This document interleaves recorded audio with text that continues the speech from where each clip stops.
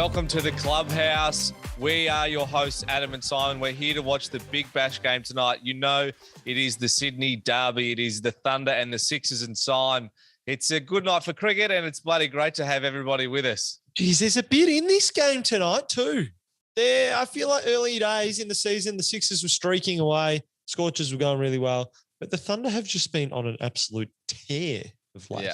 So we are obviously broadcasting live on Kayo, but I'm also live on YouTube as well. And, mate, the comments are going nuts already. People are already getting in there. So if you want to join us, jump on the YouTube live stream and comment away. We've got unknown_gamer is at the ground. And, Simon, you know, we love to call someone at the ground. Dude, don't we just? So if you're unknown gamer and you are at the ground and you want us to slip your phone number in there, I'm sure no one else will call. Maybe DM the Kayo Instagram and see if we can get your phone number there, and we will call you live on the show tonight. Because we always like to have someone live at the ground. We want to see, you know, we need to get a bit of a vibe check. It's not always kind of, you know, what we see on the TV isn't always what's happening. So we want to get that vibe check, and we want to make sure that, geez, it looks sunny there. It looks really sunny. So the setup for everyone at home, we've got the Sixers and the Thunder. That's on Kayo right now. So we're watching along with that. And you'll see in the screen, you've got two screens. You got an Adam, you got a Symon. Sometimes that'll flip to an Adam and a Symon and the game. Sometimes it'll just be the game. Sometimes it'll be us two and a guest. We've got some guests on tonight, which is really, really exciting. So if you've got any questions for Tom Trbojevic, oh, that's so bad. I just could not say that. I just got all muddled up and got all really excited. But then we've got Molly Strano too, Australia raid player. She played in the World Cup for the Australian women's team. She's on there too. So if you've got any questions, ask them. We had Lockie Lloyd, mate. He's a big fan of the show. He was with us last week. He was on YouTube live and he was asking a question for Turbo. I saw Jake playing on FIFA in video games. Who usually wins? So we'll make sure we ask him that when he comes on. He's going to be on at about 7. All things going well. We've got the team cards coming up. Yeah, mate, we've got the Sixers. We've got the Sixers coming up first. We've got Felipe obviously opening, mate. I just hope that he makes runs, because last time he's a good run for making runs when we're doing the Clubhouse, because last time he made 99 last time we watched. So, mate, I reckon we're a genuine chance. You love watching Dan Christian. You love watching Moses Enriquez, a couple of members of the Big Head 11 from the rundown. So, mate, it's going to be a big game. We've got Sean Abbott. He's up there with the leading wicket takers for the year. So we'll be talking a lot of cricket, but we're also talking a lot of not cricket. Whatever you want to talk about, jump in the chat and get involved with this, because whatever you want to talk about. We've got Tommy Turbo. We've got the Dally M winner coming on to the Clubhouse. That's massive. And we're going to ask him about the Corso. I'm going to let you ask him about the Corso, because I'm a little bit scared of him. Mate, we'll tell you the story about the Corso. Yeah. Hey, mate, we've got the Sydney Thunder as well. Chris Green, captain. He's down the order. Geez, they've got a strong bowling lineup for the Thunder. I feel like that's where they do a lot of their damage. So, with the boys, Sandhu, Sanger, Hasnain, I think the Sixers are going to have their work cut out for them. Really. Depends. If Josh Felipe can really get going, that might be the difference maker, I reckon. Alex Hales, Matt Gilt, Jason Stanger.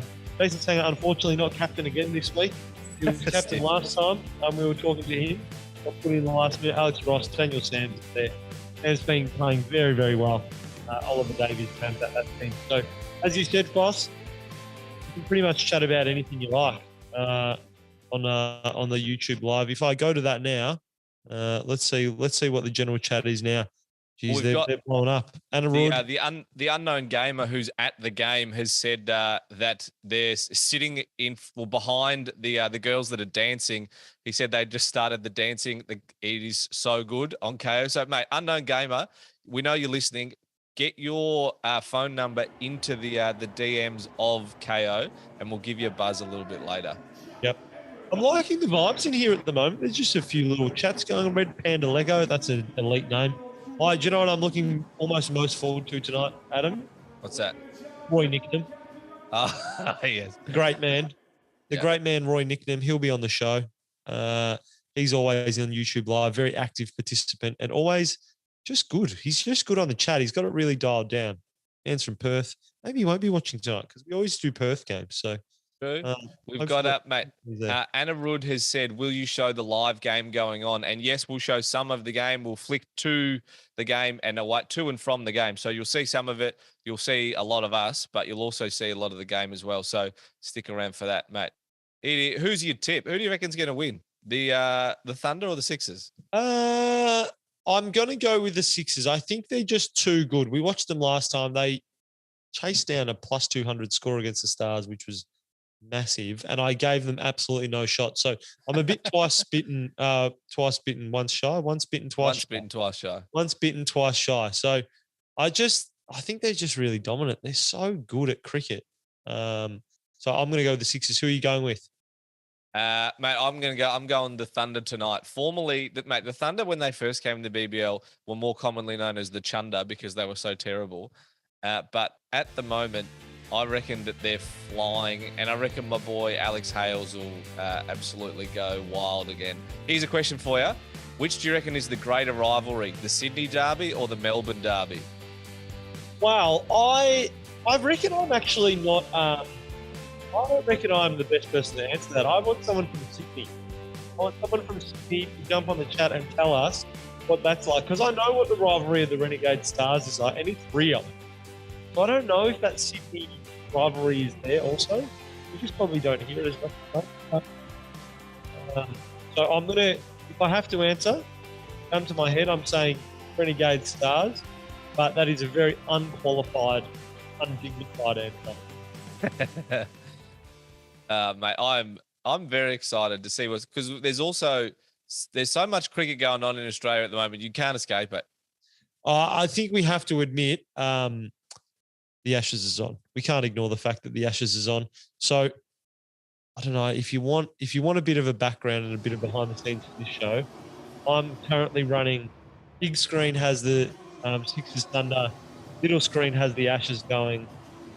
Even smaller screen has your head on it, Adam. This is how we're all running. I've got my screens going berserker mode. Well, there's it, mate. And just for an update, this is why you should come and watch the Clubhouse, because we'll give you the updates of the Ashes, what's going on. But we're actually all here for the Derby, mate. They're actually a pretty good crowd there tonight. Looks massive. Sydney size shown out. Sun's out. I feel like the New Year's just settled. Everyone's come back from holidays. Yeah. And then we've also our favourite Lockie Lloyd, who said he said, and I quote from one of the early comments, he said, "I've been waiting all week for this," which is great. He's giving us the updates. So the Ashes, he said, 4 for 81, done. Now you can stick with us. Lockie, you are the GOAT, mate. You are the absolute GOAT. I reckon, Lockie, if you see us and you want us to talk about anything Ashes, just jump in. You're like special comments on the Ashes, which is I'm a big fan about. Stokes and Pope still on 0. Pope's just hit Stokes has just hit a 4 though. Yeah. Hey, Anna Rud, can you guys tell me something about yourself? Boss, what can you tell me? One, I will flip between calling you Adam, which is your TV name, and Fossil, which is your civilian friendship name. So if I do call you Foss, I'm only talking to you. Yeah. Well, I mean, we're two guys in 2 black shirts watching the cricket. I mean, what more do you need to know? Adam, no, do you know what? I've actually just looked, Adam. I'm going to interrupt you there really quickly. I think you have to go for the Sixers and I have to go for the Thunder, because I've got the green on the chest and you've got like the orangey, but that's supposed to be whatever. So there you go. I'll go for the Sixers. I'll go for the Thunder. Mate, that seems fair. But no, we are Adam and Simon. We're also on a TV show called Gogglebox. We run a podcast called The Adam and Simon Show. We've been into the jungle last year. We're sort of just like the guys who seem very lucky to be anywhere. And I mean, at the moment, we're broadcasting a TV show, watching the cricket with each other and all of you. So, I mean, it's actually not a bad gig, son. Yeah. We're tricksters. We're ultimate tricksters because we keep tricking people into giving us jobs. Hey, Ashes update. Stokes wicket. 5 for 85. See you later, England. This is why you don't even need to watch the Ashes, mate. Come watch the Big Bash. We already know what's going to happen in the Ashes. England are going to crumble. The game's going to be over in a day and a half. You may as well watch a whole game from start to finish here. Mohammad Hussain's about to bowl the first over. What a catch from Nathan Lyon in the gully, by the way. And that Stokes wicket. That was unbelievable. Diving off to his left. Huge. And then the walk-off. So, how do you reckon you would go facing 145k ball? Poorly. Well, I wouldn't be wearing whites for very long. I'd be wearing browns. I'd be wearing browns. All right, here we go. The players. Only really good initiative throughout the season.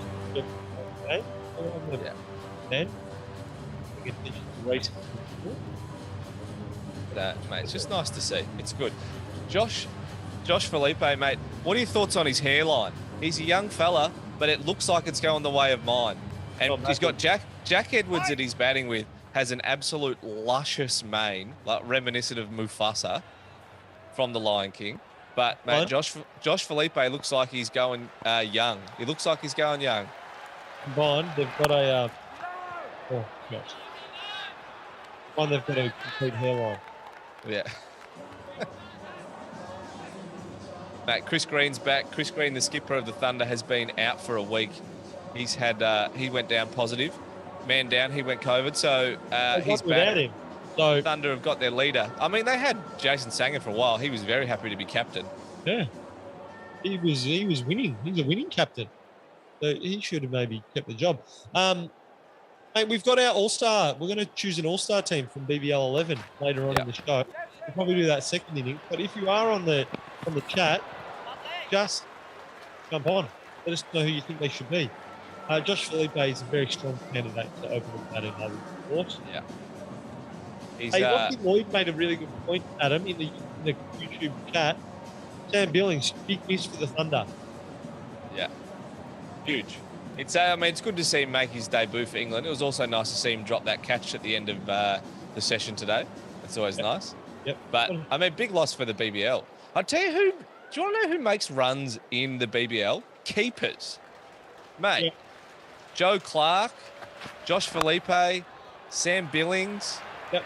But people genuinely, they just make runs, keepers. Yeah, I'll play that. Here we go. Both of us. Silence. A hush across the crowd. Yeah. Felipe. Mate, Josh Felipe, is he any chance of a call-up? I think he's played a couple of T20 internationals. I don't think he's in the realm of playing any international test or one days because they got to get past Inglis and that's fair. Yeah, Inglis and Carey. I mean, Carey's pretty tough to dislodge at the moment anyway as well. Well, I feel like they're making a real push for the future for the Australian cricket team. So, Green will get picked every game until whenever. Marcus Harris, it won't be long until he's back in the team and then Hey, do you reckon Marcus Harris is going to keep going? Yeah. Do you reckon he'll get back in? Yeah. Well, I guess Uzi and Warner are 35, aren't they? So, chances are he's probably going to make. And if Uzi has to keep opening, he'll get in trouble. I know his average is 96, but, how many innings has he played as an opener? He's better off as a 3, but he's best as a 4 or 5, I'd say. All right, George Bailey, look at this. Hello. I know cricket, mate. I know cricket. Because the Scorchers stumbled against the Strikers the other night too. So now there's top spot up for grabs, which in the BBL final series is huge. Well, I feel like the competition will be really hoping that the Scorchers continue to stumble. Let's name to Felipe again. Another run-out chance. You see Labuschagn's run-out today? Oh, great. It was fantastic. There almost wasn't enough celebration to it. I want to see more celebration. Yeah, I agree. Hey, Anirudh on YouTube says that Boland's got a bright future, but he's 32. I feel like he's a very interesting case, Scotty Boland, in the Ashes team, because he is 32, but he's so good. And I know you hate him, so that's weird. Oh, hate, mate. Hate is a very strong word. Hey, it's your word. I just think... that is absolute lies. I just think that Josh Hazlewood does a better job than Scott Boland. Yeah, but do you think that Stark and Cummins do the job of Hazlewood and Stark? No, but I think the job. I think Hazelwood and Cummins and Richardson or Stark do that job better You than. think Boland is better than Richardson? Boland is not in front of Richardson. Nah, different bowler. Richardson's like a strike bowler. Yeah, but don't you think that he and Mitchell Stark should be interchangeable? Yeah, Richardson and Stark are interchangeable. So Hazelwood and Cummins play Uh, every day of the week for me. Absolutely yeah, every right. day. Yeah, you want them just to lock down one end. Yeah. I Yeah. love that. You're telling me that a guy who's got an average of 8 going into this game can't lock down a 10? Yeah. Mate, Amy Livermore has just said that I hear Tommy Turbo will be in attendance tonight. Amy, stick around. Tommy's coming later. Mate, Tommy's going to be on about 7 o'clock-ish. Yeah. If it all works out to time, Tommy Turbo will be on at about 7 o'clock. He's a big cricket fan. Him and the brothers. Geez, I'd like to know the lineup. Who was bowler, batter, wicketkeeper? Yeah, Jake, Ben, Tom, who was in which order? I reckon. Or do they go auto keeper? Yeah. It's always auto wiki. Tom would have been the gun. Mate, wicket. Huge catch. Oh, Nathan McAndrew, who, here's a thought for you. Do you reckon he looks like a Fraser? I reckon he looks like a guy whose first name should be Fraser. You think he should be Fraser McAndrew? Yeah. What a delivery. Great delivery by Sandu. Just chased him down that leg side. Yeah. I do enjoy the BBL bowling because it's so different to test bowling. Test bowling is line and length always. BBL bowling, they will chase you wherever you stand. Yeah. Just, I'm always trying to jam you up. Great delivery. There's a bit of movement in Sydney. Gurinder Sandhu, who's already got a hat-trick this season as well. He is probably one of the more underrated bowlers in the whole league. Agreed. Catch. Great catch. What's your celebration, Adam? Take What's a catch mine? like that, what are you going to do? Or am I the bowler or am I the fielder? No, you're the catcher. I'm the catcher. I actually quite like Travis Head's the crocodile catch, the hungry hippo. Yeah, that was nice to see. That was good. What do you think about the idea for that? Yeah, I don't know, but I think the celebration from when you're the fielder is harder because everyone wants to get around the bowler. Nah, only for slips catches. When there's like a big screamer, everyone's getting around them. That goes back to our mate Dylan Buckley, who reckons that the fielder should get the wicket, not the bowler. Yep, very true. Very, very true. Hey, Lockie Lloyd has made a really good point. He wants to do live score predictions. I feel like Lockie Lloyd's looking for some Kayo giveaways. Yeah. But that is outrageous. We're going to do some live score predictions about the 5th over, and then Simon and I will start giving away some Kayo subscriptions that we probably...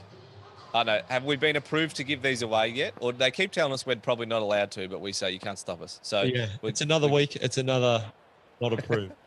Yet here we are approving anyway. So Blue Chicken MC has said, yeah, live video, mate. Blue Chicken MC, there will be heaps of live video throughout it. There'll be plenty of the game that you'll see. Absolutely. Yeah. So we've just heard from the official people that the approvers are all on holiday, which means they can't stop us give anything away. So we have so much stuff to give away. This is unbelievable. This is absolutely unbelievable. Might even give away that Monstera behind me if you like it. No, I definitely will not. That is my absolute pride and joy. Your brand new fiance would be quite upset if you gave away your Monstera. Filthy. Absolutely filthy. Yeah. What do you reckon the fellas have for dinner before a game? Because the game's at 6:40 and you get hungry by the time it ticks over to like 12 o'clock. Oh, but by the time, about 10 o'clock when the game's finished. And you can't risk the bat flip making your decision, can you? So you've definitely got to eat beforehand. Maybe a sandwich? Toasted sandwich? Toasted. It can be a bit buttery though. Like that might be a bit heavy in the stomach. Maybe a bit of chicken. I'd go a bit of chicken. Yeah. Like you can't have any pasta. Some some salad, like a little chicken salad. Yeah, chicken salad would be nice. Bit of protein, bit of crunch, veg. Now do the Hughes. Here we go. Nice mustache on Hughesy. Yeah. Do you think there's less facial hair in cricket now? Oh, there's more like general facial hair. There's less clean shave. Yeah. Everyone's got a bit of something always. Everyone's got a bit of something always. The mustaches, I think there's less density in the mustache. I think is that more what you're talking about? Yeah. Because they have a mustache, but there's no Merv mustache. The Merv had it like down here on his face. Like he linked his side beard, which I cannot do. Do not have it there at all. And you're also, for everybody watching, Simon has glasses on today. Simon, talk me through these glasses, mate, because last week everyone just got your face. Yeah, well, I've got a lot of screens. I feel like I'm at a sports bar in my own house, and there's a lot of words whipping around, and I want to be able to see the chat. Chat's down here. I'll run you through my setup, everyone. I've got the chat bottom left.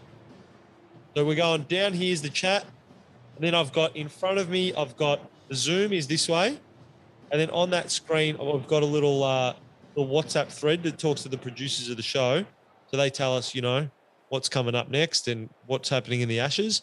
And then I've also got Ashes screen down here, so I'll keep glancing down there. And I've got big screen TV behind there. That's my setup. So I just needed the glasses so that I'm whipping around so I can focus. Just get all in. Mate, it's a slow start from the Sixers here. Very slow. 2 overs through. They're 1 for 5. That is some slow cricket. Especially in the power play, mate. You only get 4 overs with the field in. Do you reckon you'd be a bit concerned if you were the Sixers? I would be, but Josh Philippe's still in. So he nullifies most of my concern, which is a good thing, I think. But 3 from 5, slow start by him. I think, what do they say? About 25 balls, and then they go berserko. Yeah. That's probably too many overs. I think they probably go, what over are we in? This is the second. Oh, this is the 3rd over now. 3rd over now. With the slow ball. Felipe had no idea where that was going. Yeah. Absolutely no idea. Hey, Moho Miha, whose team will win? I'm on the Thunder, green. Adam's on the Sixers. What colour would your BBL team be if you had to make a new one? That's a good thought. So we've got, what have we got already? We've got purple. We've got 2 greens, a purple, a pink, a red, an orange, and 2 blues. Yep. So it needs to be like chance. A yellow. There's no yellow team. Yeah. Or yellow? Nah, all black. Yep. Just like top to tail, all black. A bit like the Heat team. First Nations thing. Yeah. Yeah, and then you could get, like, have you seen in college football in America when they do a blackout in the crowd, and all the crowd wear black as well? So all of the crowd is just like completely black. Yep. All right, at the end of this over, we're going to head to some live play, but you've also got to remember the boy, Tommy Turbo, is coming up very, very, very, very soon. So we're going to hit some live commentary in a little bit, which is going to please a lot of people. But, I mean, you're also going to miss us for a little bit, then we'll come back with Tommy Turbo. Mate, almost a run out again. Yeah, it's been, I think we're under pressure. Very much under pressure here. Daniel Sams bowls a lot of slower balls. More slower balls than fast balls, which I don't know if what's scarier. Oh, my God. Oh, gosh, that's it. That's the over. We're going to go to some live footage, and after that, we'll be coming back with Tommy Turbo. Get your questions into the YouTube live chat. Between Australia and England, and Paddy Cummins is doing the damage with a strangle of Milan first up. All it says is caught behind. Take it. Big wicket of Joe Root. LBW was clipping the bails on the top of middle. He didn't review it. And then Stokes in the air long enough for a brilliant catch. What a day he's having. Nathan Lyon after 3 sixes earlier on. And that catch is a stunner. The latest score, 5 for 96 in reply to Australia's 303, and those figures for Paddy Cummins again, 3 for 19, quite exceptional. Yeah, it's exceptional. He's had a great summer, and this wicket will suit him down in Hobart. It's a little bit there on offer. But what about the cameo today from Nathan Lyon? There's nothing better than watching a slogging tail ender. Yeah, he's good to watch, isn't he? A couple of beautiful hook and a pull shot there, and that. Beautiful catch. What's he going to fetch at the IPL auction, Az? Nathan Lyon is an all-rounder. Oh, no. A bought from Hasnane. He hit some sixes here too last week, Nathan Lyon. He's improved his batting. It's a big over here for the Sydney Sixers. Yeah. They're 1 for 7. They need to get a move on. From a Thunder point of view, be hoping that the first big shot goes to hand. Something's going to give here, isn't it? You can just feel it building. Well, it's already built. So this over, you would think there will be an event of some sort. Whether the Sixers can relieve, get a couple of boundaries away, or whether the Thunder can take their second wicket. Only the 7 runs. Started out from the Randwick end, flipped around now to the Paddington end. Hasnane rolling to Hughes, and it's yet another dot.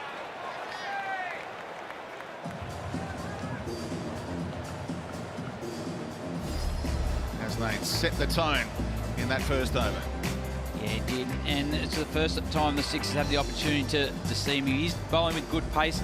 The one thing you see there, he's attacking the stumps. He's making the batsman play, make a decision off the stumps till those last 2 balls. But he made the batsman play, and that's the important thing with the new ball. You've got to get them playing to give yourself an opportunity to get a wicket with that new ball. Can he get that same kind of shape back into the pads here of Hughes? Fine leg up inside the circle. Can't beat the bowler, and some aggression from Hasnane, who copped that similar treatment from Pattinson in a Shield game recently, and it didn't go down too well. And he didn't like that either, Daniel Hughes, but it just shows it means something. When you do play the Sixers and the Thunder, there is a different feel, and tonight it's all heightened as well because the opportunity to go to outright second, but last game you can't get suspended. In that Shield game, New South Wales v Victoria down at the MCG, Pattinson hit him when he was 1.5 metres outside off stump, and as a result, Paddo was suspended for the next game. How's the follow-up? He goes after it and out! No, crowd catch. Thunder fans are up and about. I saw the lime green flags go up and I went with them, Hats. I've just put my flag just behind the seat at the moment, just waiting for Philippi or Hughes, but yeah, there's a crowd catch. It's a good crowd in tonight as well. Disappointed to miss out on that, Daniel Hughes, but that's what dot ball pressure does. You miss those scoring opportunities. Your mindset changes to survival rather than naturally you jump on those, and that's your 4 ball to get your innings going. Around the wicket now, Hasnane. At a venue where we've seen 2 scores over 200 this season. Right in on the stumps and chopped off at backward point. Ross in the mood. Back in the big time again after so long on the sidelines.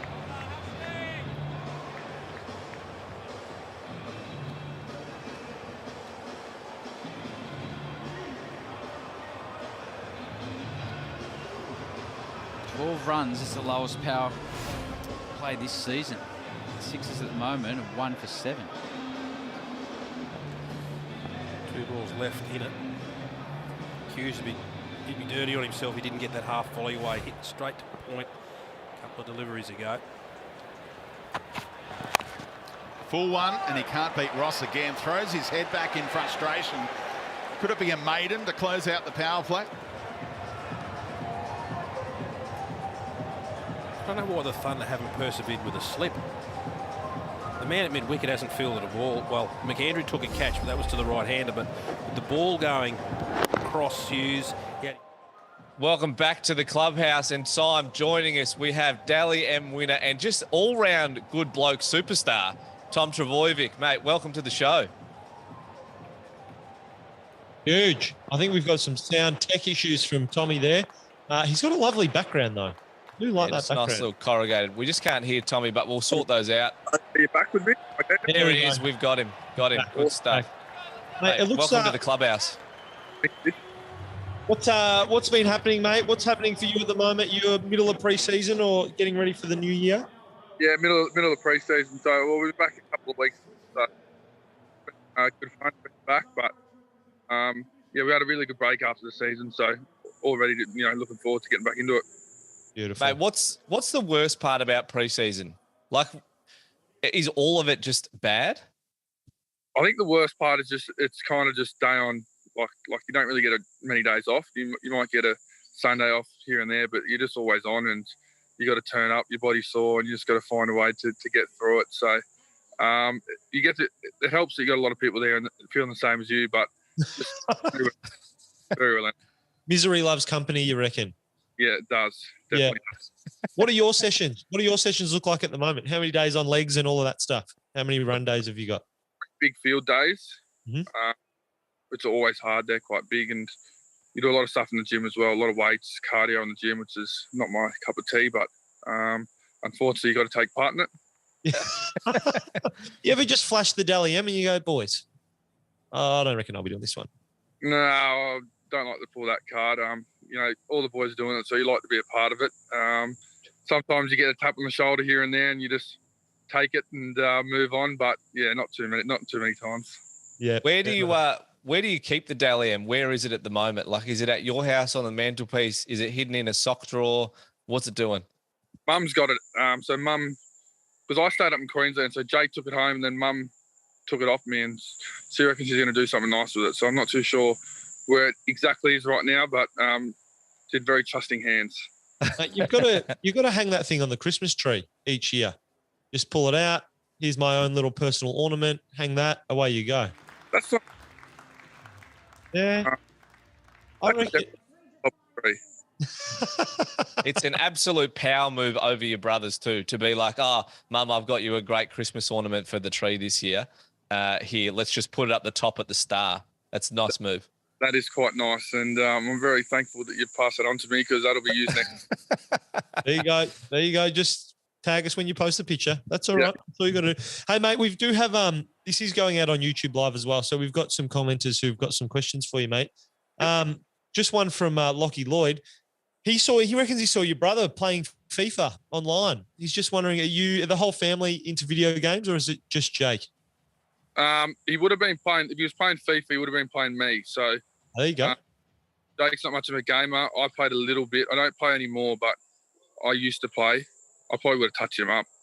I don't know. And mate, we've heard there's a lot of stories that go around in Melbourne now that you could have been an AFL superstar as much as you are an NRL superstar. Does that extend to cricket as well? Could you have been playing in the Ashes? If you tell us yes, we won't be able to we won't be able to tell it's a lie anyway. Yeah, definitely. You definitely give it a new pink rock, and I could steam him with Paddy Cummins there for sure, mate. Bit of uneven bounce. Could do anything with the pink ball. Are you your cricketing history, mate? Batter, bowler, fielder? I was a batter. Yeah, good at that, but I love the game. Just couldn't play it. Yep. What's your cricket, your personal cricket highlight as a player? Personal cricket highlight as a player. Did you make a ton, or were you hitting sixes, or like, is there one innings that stands out? One year I never really got out, so I averaged about 90 on. So like I don't know how, I just didn't really get out much. So I didn't make many runs. I could have got out twice and made 180 odd, and my average 90 something. Right. And then they give you the ball at the end of the season with the little plate. Oh, I won the batting average with a batting average of 90. That's handy. Yep. Start walking around calling yourself the Don. You're like, g'day guys, Don. My name's Don Bradman. Exactly right. I can bat. It's perfect. It's perfect. Hey, at preseason, buddy, how's the team looking? How's the rest of the guys at Manly looking? Yeah, really good. The boys are really good. We've got a very young squad, so it's good to, they've got a good year of experience. So I'll come back even bigger and better, and we're all looking forward to it. So it'll be good fun. Now, so we always hear, like, because all the teams say that they're looking great. All the players think that, like, everyone's done all the extras over the off season. Everybody's like, everyone's like, we're great. We're going to be better than ever. Like, how true is it? How true is it that the boys are looking great? Well, you all like to be optimistic, Everyone's. If you're going into a season being pessimistic, it's not a great way to start. So, everybody's playing hard, but hopefully we can better next year. How far into a season do you usually know if you're actually going good? That's tough. We started really poor last year and then we come good. So I think it varies, definitely varies, but you get a good indication pretty early. Obviously you can improve a lot, but you get an indication early of, who's good and who the team's going to be to beat. Yep. Now, yep. We hear you've been watching a whole lot of the Ashes and the BBL across the season as well, Tommy. Would you rather score the winning try in State of Origin for New South Wales, or would you rather take a hat-trick on Boxing Day? I'm going to have to score the winning try in State of Origin because that's somewhat more achievable. But, yeah, mate, hat-trick on Boxing Day would be pretty special.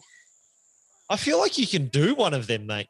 Like you have a genuine shot at doing one of those. The other one, I mean, I don't know how you're ever going to score the winning try in New South Wales, but I mean, the hat trick, maybe you just make a few phone calls and you'll be right. Maybe if they toss me the ball, I might be a chance, but just tough one getting out there. And first of all, yep. When you watch the test, who do you look at? What kind of like top level guys are you looking at? Are you ever looking to cricket as a bit of an inspiration for sport? Because I feel like the Australian Test team, that's the fabled Australian sports team. Is there anyone that stands out for you there? No, I've got a lot of admiration for all, cricket players. Love Smithy, love Paddy Cummins. Let me frame it, but even Travis said yesterday, the way he played coming in at 3 for 12 was pretty special. So there's some awesome guys in that group, and they're a very good cricket team. Are you mates with any of the New South Wales boys? Because a lot of New South Wales fellas in the Test side. Do you know many of them? Are there any of the boys that live up near Manly, near you? There are a few. I've met a few of them before, like Nathan Lyon and stuff like that. He's a good fellas, and you're in awe of, they're Australian cricketers. Grow up watching them play, so do that. I always wonder with elite sports people, who are because a lot of people would be, watching this, and a lot of people watch you play, and you're the hero for a lot of people, especially a lot of young kids in Manly. Who are your sporting idols? Growing up was Andrew Johns. I used to love him. So yeah, he was massive from my childhood. But now, definitely big cricketers. Like I said, love Smithy, love Paddy Cummins. I actually also a big Kohli fan. Love Kohli, so love the game of cricket. What did you think of Kohli speaking into the stump mic with in the South Africa series? Yeah, it's obviously not a good look. I just love how competitive he is. I love, what he's brought to the Indian cricket side and, what he's turned them into. But yeah, definitely not the best look, but I was with him. I thought it was plum. Yeah, so did I. Are you aware, so like when you meet or when you have a chat to, say, like Nathan Lyon, or when you meet any of the other fellas, are you aware that how you see them, they likely see you in exactly the same light? Because a lot of the fellas are big-time NRL fans. Are you aware of that sort of mirror reflection that you would have on each other? To be honest, you don't really think of it like that. You kind of just, think of it on a person.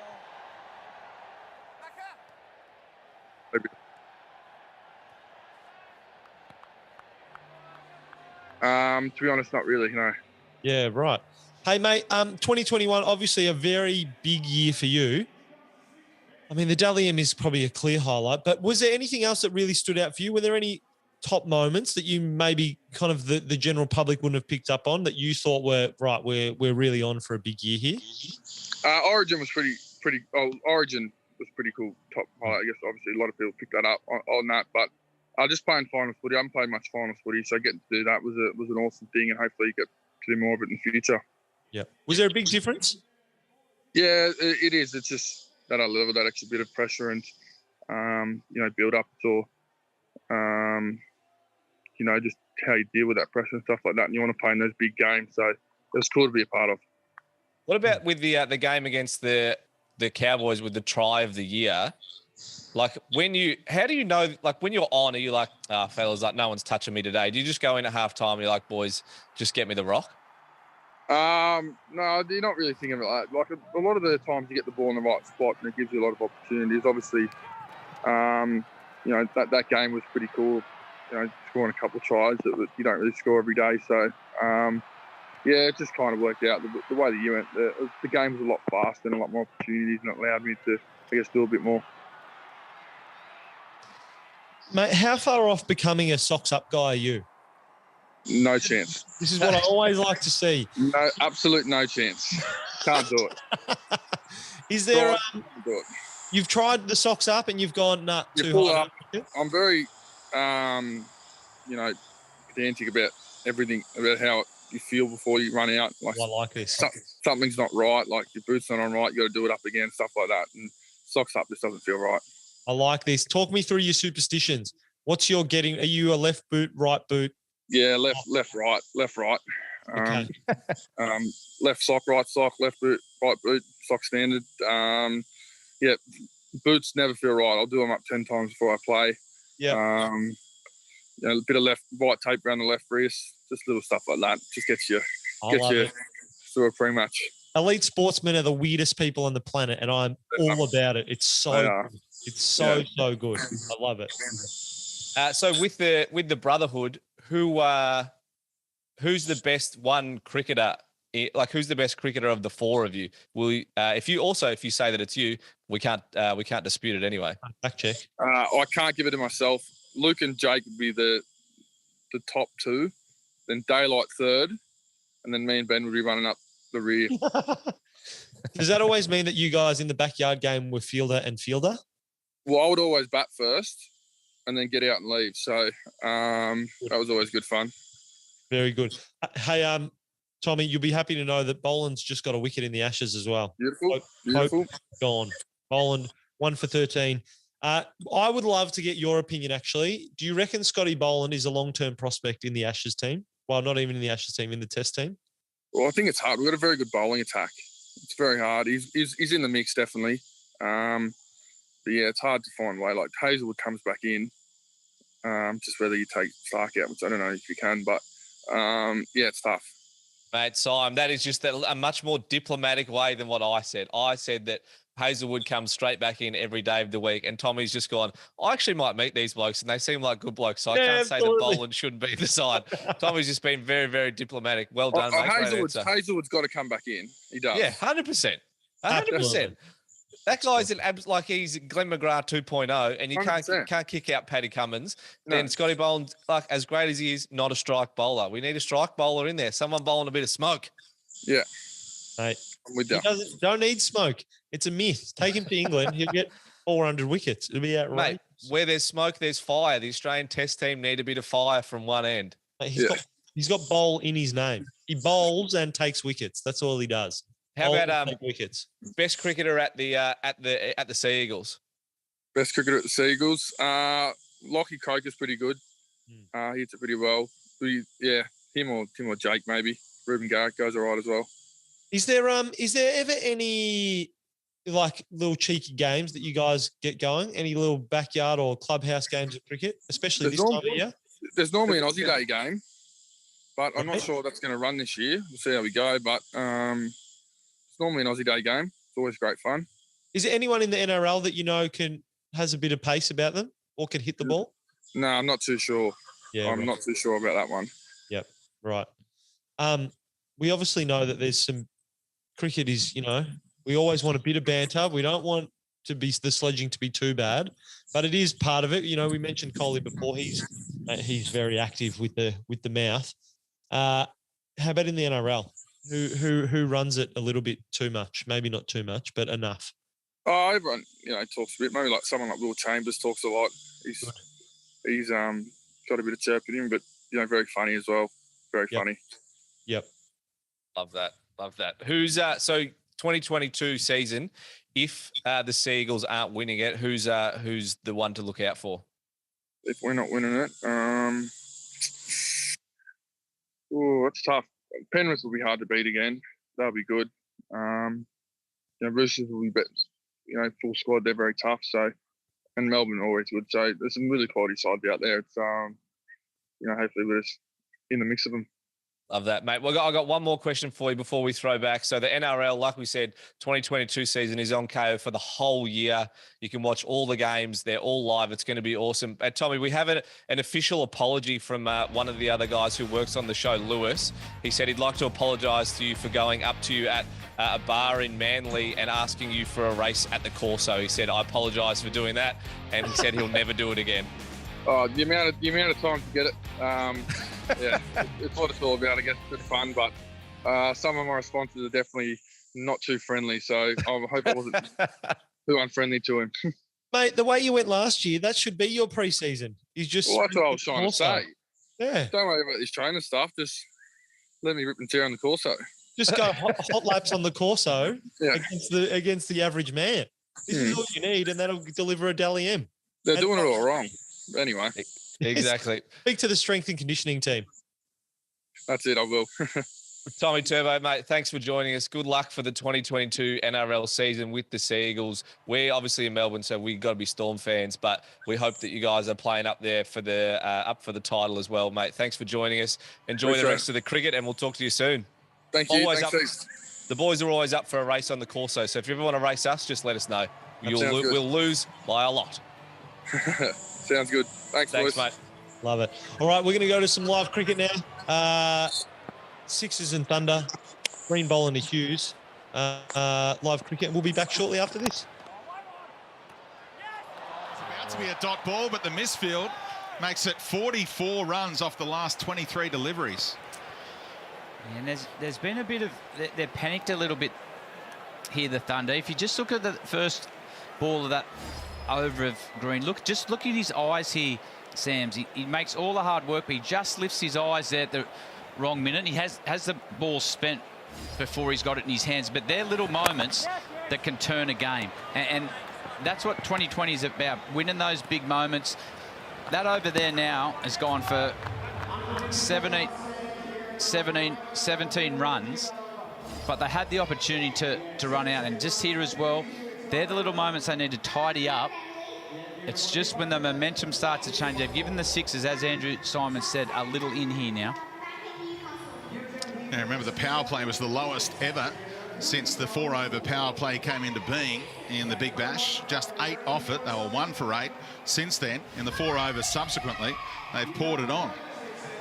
45 runs off 4 overs. And we're going to see the leg spinner for the first time. Bowling to Philippi with the short side on his leg side, turning it away from the right-hander. See, if they go and win the next 2 overs, the Sixers, they can push this score out. They've been then looking at 180, aren't they? So there's been a huge shift in momentum here.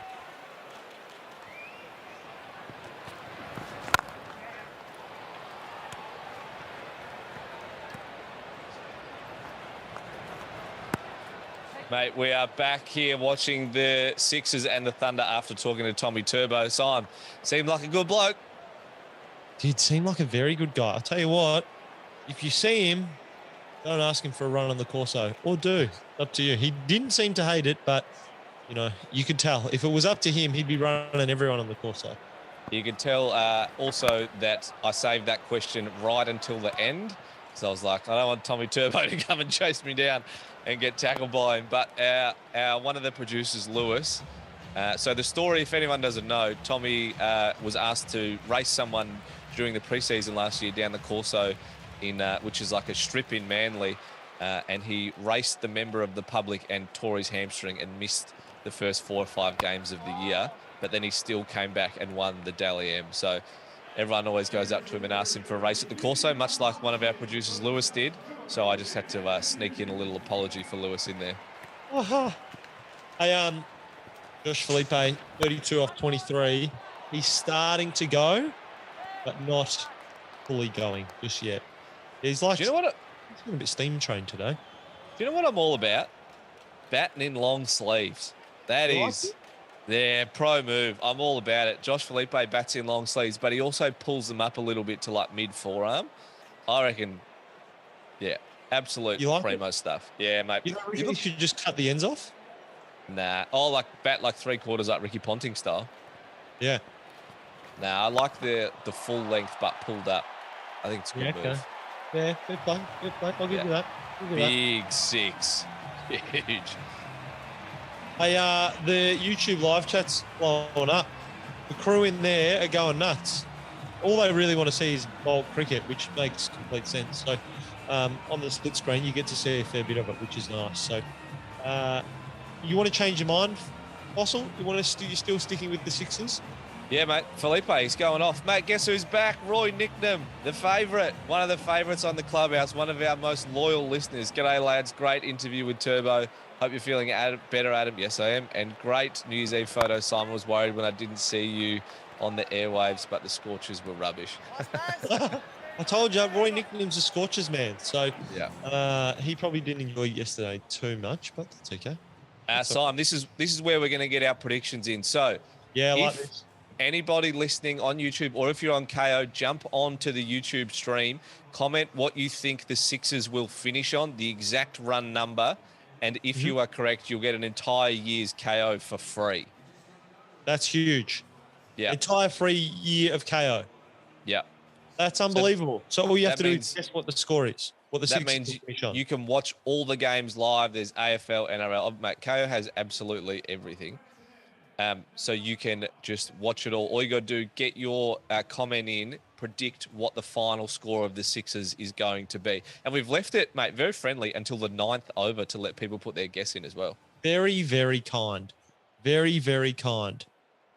Yeah, that's what we do. Roy Nicknam's gone 149. Lockie Lloyd, Ian has gone 145. Brock, 167. Love this. Yeah. Mate. I like these scores. I reckon Akash 196 is spot on. Akash Kumar. I think Amy that's Livermore, about where we go. Mate, Amy Livermore 162 might be a little bit low. She was a big fan of the Tommy Turbo chat, but she's getting it. Here we go, mate. This is just absolute rolling in. And you know the best thing about all these numbers rolling in is that when they finish up the score, we'll just have to get someone to tell us because we're gonna have to scroll back through. Absolutely, we've got someone on it. I do like Venkat Reddy, though. He's a big fan of the show, clearly. Yeah. Already just saying, doesn't like the commentary. It's like, that's fair, mate. But we've got a microphone, so it's different for you. Barry Martin, 181. I feel like that's around the mark. The 180s to 190s. That's kind of it. What do you think Felipe's going to finish on? Mate, he'll make a ton. You think he's going to ton up? He's 42 from 28. He's in ripe for a ton up because 99, mate, like I said at the top, we've learned one thing. Felipe loves batting when the boys are doing the Clubhouse. 99, already 42. It's looking good. So there's 11 overs left. They're 1 for 66. 11 overs at 180 is a good shout. That's 10 and over from here. 85 meters. Yeah. Have you ever measured 85 meters? Because I think these guys make it look really, really easy, but it's just not. 85 meters is so far to throw something, hit something, do anything, and they just flick it off the pads 85 meters. What do you reckon about Daniel Sams's? He wears the double protector slip compression garment things. Yeah. What? Surely we go like NBA. We have bowling sleeves rather than shooting sleeves because that's what it's for, right? It's all about tendon health. They want to keep the warmth in there. They want to keep a bit of compression over the elbows, keep the joint feeling nice and secure, some nice proprioception. Well, no, I reckon that part of it, Sam's, might be for fielding, so you don't get those grass stains on the elbows, mate. You think? Yeah, grass burn. No, surely not. Why does he wear it on two then, though? He's a bowler. He's a left-arm bowler. Why does he need one on his right arm? That's very interesting. I would love to know if you're a cricketer in the chat, if you're a BBL player and you're in the chat, let us know why this is happening. I think they should go the shooting streams, the shooting sleeves. Like, surely we can get a fluorescent green Under Armour situation. Big hit from Hughes, well fielded. Yeah. Yeah, I mean, there needs to be something. I don't know if I'm a fan of the compression sleeves underneath it. I don't know if I'm a fan. Daniel Sam's rocking the Whoop as well. Have you seen the Whoop? What's a Whoop? Yeah, so Whoop band, it tracks everything. You wear it, It's like similar to like a smartwatch, but doesn't tell the time, but it gives you heaps of detail, and you just leave it on all the time. Right. Half bunger, He, Felipe. like, would you wear a Whoop band if Whoop sent you a free one? No, I don't think I would. Yeah. Just don't think I would. I don't know. Yeah, we've got innings break now. That's well, not innings break. Sorry, 10 over 10 break. overs. Get a Yeah. little drink. Get a little drink. What are you putting in your drink? Are you a water guy or are you a Gatorade guy? Gatorade, just give me that little bit of sugar. Yeah. Also just like to bang it and just a couple of lollies as well. That'd be nice. Do just you someone like really have bringing lollies? out a couple of lollies. Yeah. That's so bizarre. Used to love lollies at halftime of like footy and other sports and stuff. It was Yeah. great. That's fair. That's fair. I think I'm more of a fruit person, to be fair. Yeah. We've got a lot of people in the chat, Simon, asking to show the game live. Well, the great thing is you can watch it live on Kayo and then put this up as well. So you get two wins at once. Yeah. Score currently 73 for 1. The Sixers are 73 for 1 off 10. So you'd imagine they're going to double that plus a little bit. Yeah. I think around 180 is about bang on. Mate, you're speaking like a real commentator. This is like, just double that score, add a little bit. This is like the 30 over mark. You got to double your score from the 30 over mark of a one-dayer. Yeah, exactly right. Exactly right. Felipe's seen it like a beach ball. Mate, there's heaps of people there. There's heaps in the crowd. Have a look at that. Yeah, it's stacked. It's a nice big crowd. Everyone's back from like holidays. Everyone's come back from Byron ready to watch the cricket. Yes. That's only a good thing. What do you think about the mid-innings break? So, like, Do you think this is a waste? Well, I mean, like, you've only played 10 overs of cricket. I don't mind it because you get to, talk to the coaches and they give you a bit of like a rundown of what's going on and what the aim should be. Mm-hmm. But I feel like 10 overs for a drink break is not that long. Well, how long's it been? What time did the game start? 7? 6:40 the game started. 6:45. It's been 45 minutes. Hey, that's fair enough. At work, you're having a drink of water before 45 minutes, aren't you? Yeah. I reckon. That's fair. I reckon that's fair. Mate, the chat's blowing up. Everyone's really going for it, which is really good. I like the Kayo Sports is in there for get a 14-day trial so you can tune in tonight. Oh, great call. Yeah, absolutely. You can do that, or you can guess the exact score, and then we'll give you a free one for a year. But definitely do the trial because you're probably guaranteed that way to actually get a look at it, which would be quite nice. Hey, Exactly. mate, we've got another guest coming up later. Molly Strano from the Australian women's cricket team. Played in the World Cup. She's playing in the Australia A against England A in the Ashes lead-up games. Danced on stage with Katy Perry. Yeah, we've got to ask her about that, surely. Yeah, because we were there. We were at the game as well. And we were watching the girls go absolutely wild on the stage. Didn't dance with Katy Perry.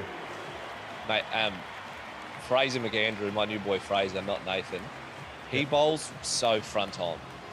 He's so Jimmy Anderson comes up and he's like, all you get in his side profile, all you're seeing is nose. But Nathan McAndrew, all you get in is full chest. Yeah, that's funny. That's very funny. He's like the anti-Jeff Thompson, isn't he? Yeah, yeah. Jeff Thompson was the side-on full tilt sling, and McAndrew the opposite of that. Mate, another 50 for Felipe. Bang. I mean, the best way to get a 50 of French cut. Yeah, that's nice. French cut for 4. Hey, if you're in there, if you are in the chat, we've got a lot of BBL fans in there. I would love to hear who you want in the BBL All-Star game. Yeah. One of our passion projects is getting a BBL All-Star game up. Yeah. And, but to have that, you've got to have 2 All-Star teams. We're going to pick in the second innings. We're going to pick the number 1 team. But I would love to know who are the pool of players who should be in there. Because what do we need? We need 22 players plus a couple of Offies. Barry Martin, congrats to Felipe on the 50. Barry, we'll pass along your message, mate. Thanks for passing it on. Absolutely. But like you said, so in the second innings, plenty happening. We got Molly Strano. We got the All-Star 11. And then, Simon, we're also doing the Happy Meal eating challenge that you told me about. Do you see it on TikTok? I saw it on TikTok. I saw a man eat a Happy Meal in like 38 seconds. Full thing. Burger, chips, drink, all gone. 38 seconds. Yeah. The most incredible sporting feat you've ever seen. Jesus. So we're going to try and do that. I reckon, mate, you reckon you're over a minute? I'm definitely over a minute. Oh, I reckon I'm about 2 minutes. Yeah. I reckon I'm about 2 minutes. 2 minutes is about my limit. I want to hear in the chat too how fast people can eat a people. I think Roy Nickham wants Brad Hogg in the All-Star game, which is very cool. Mate, Lockie Lloyd wants Darren Lehman. I love that. Get Love big that. boof. Livermore, Tom Rogers from the Canes. He is on fire. He'd definitely be in that, I think. Yeah. Ben. And Rod wants Ben. It either needs to go one of two ways. It's either like the superstars and it's like the people who've earned it from the year, which I think it should be. But then your other option is to go like the old fellas, like the Masters Tour of the tennis. You get like Wolf Lehman, Brad Hogg. You get like Gilly. A lot of the commentators, like the commentators who've just been, all they've been doing is sledging for the whole season. So Hads is there, BJ's there. Vinci gets to play. Surely we can organise like an EJ Witten Legends type match every year. We run it for charity and we just get a lot of old cricketers involved. Yeah. What are your thoughts? I think that's a good idea too. Yeah. Oh, we're just changing the game at the clubhouse here. Yeah, I like that. Bhaskar Pandey wants MS Dhoni in the game, which, I mean, he's probably worthy to be quite fair. Barry Martin's gone Darcy Short, Ben McDermott, Glenn Maxwell, Mitch Marsh. I think you deserve to be in, how's this for a rule, for the All-Star game? If you score 100, you're flips out. Oh, no. Mate. 57 from 34. And he was just motoring as well. He was flying. Absolutely flying. Remarkable. And look, once again, the most remarkable thing in cricket, fielder didn't even move his feet. Ball went straight to him. Yeah. Straight to him. It is incredible the amount of times that happens. Ball just goes straight to them. The field's massive and it's don't even have to move. Here you go. I've got another thought for you. Another brainwave. This is not a bad one too, I reckon. I like where this is headed. So for our All-Star game, it is 2 innings each, 10 overs each. Ooh. So that way, so you only bat in 10 overs and then you have to bowl, and then you bat 10 overs, then you have to bowl. Because that way the game's not over that quickly. Because, you know, like if one team scores 230 and the other team's like 4 down really, really quickly, you're like, sorry, didn't make it. And you know what it's called? It's still called T20, but the T stands for test because it's 2 innings. How do you feel about that? I'm blown away. I'm actually blown away. That's genius. Yeah. That way people can't whinge that, bat team doesn't bat twice. It's 2 innings each, 10 overs each. That's good stuff. Carry over the score, obviously. So if there's wickets, it doesn't reset. It's not like test in that respect where it carries over. It's just the innings continues after a 10 over break. Yeah. I like that. Yeah. I like that a lot. Oh, are you going to introduce any like power plays or big bash boost points or any of that stuff? Maybe it's TBC, mate. But before, just as a sidetrack, Bhaskar has said the lad on the right is handsome, and that's you, my friend. You are on the right. You are a handsome boy. Thanks, Bhaskar. I don't know what Bhaskar thinks of me. I'm a little bit insulted, but that's all right. You'd be right. I'm going to go over 1 minute on the Kayo Sports quiz. Yeah, me too. Yeah. Roy Nickham FaceTimed Gilly for his 50th birthday and told him it was the slowest half century you ever made. He laughed heavily. That's so good that Roy Nickham was just on the FaceTime with Gilly. You've got Gilly's phone number, don't you, Adam? I do, but I think he's working at the moment. We probably can't call him. Yeah, no, don't call him. But if you are at the ground and for whatever reason, or you know someone at the ground, get their phone number to KO Sports, just the Instagram of KO Sports, and we will call them live at the ground because I want to know all about it. I want to know what it's like there. Amy Livermore and Anirudh have just gone with "You're a genius." I mean, it's never good to read your own press, but I'll tell you what, sometimes read your own press, you're like, this is not bad. What about Barry Martin's 6 and out rule? I like the 6 and out rule only if, we talked about this last time, only if you get caught by a fan of that team. So it's then the fans become part of the team. You are genuine. If I go to this game tonight and I'm wearing a Thunder jersey and a Sixers player hits me at 6 and I catch it one-handed, we decided, they're out. Yeah. So I can get involved. Because that also sells merch too. We'll take a 1% sale of these merch as well. Absolutely. Obviously. Yeah. Well, we came up with the idea. Yeah. We came up with the idea. Mate, what do you think about the posturing? Hasnain wants to throw it down. What do you reckon about that? Love it. It's good to see. Yeah, right. It's good to see. Just because they never actually throw it. Well, no one ever really gets hurt from it. They're wearing padding. Oh, I love that. Mozzie just absolutely giving him a serve as well. I like the young fella. I like him. Get stuck into Mozzie. He's got a bit of pluck. Boland has just been dropped again. Second drop catch. He'd be twofer. Mate, that's because I've been paying a couple of the slips boys that maybe they should just put a couple to ground. Yeah, Josh, you got the Hoff back in the team. Scotty Boland takes wickets. Just watching it here. Kawaja, third slip. It was all his. He just pied it. Absolutely pied it. But that's all right. Keep moving on. He was all over it. Could have taken it. Hit him square in the hand. And, missed it. Viewing. Mate, they've slowed a little bit. 2 for 92. 9 overs left. But Mozzie's in, so you've got to be... Mate, I'm on the Sixers tonight, so surely with Mozzie in there, we'll be fine. No. You're no chance, brother.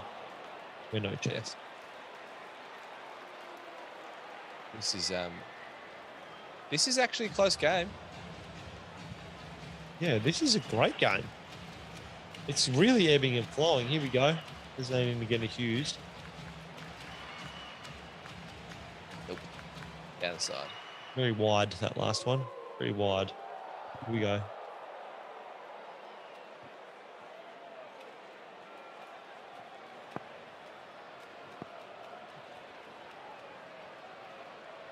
Evans just asked who's going to win some. Mate, I'm all on the Thunder. Hey,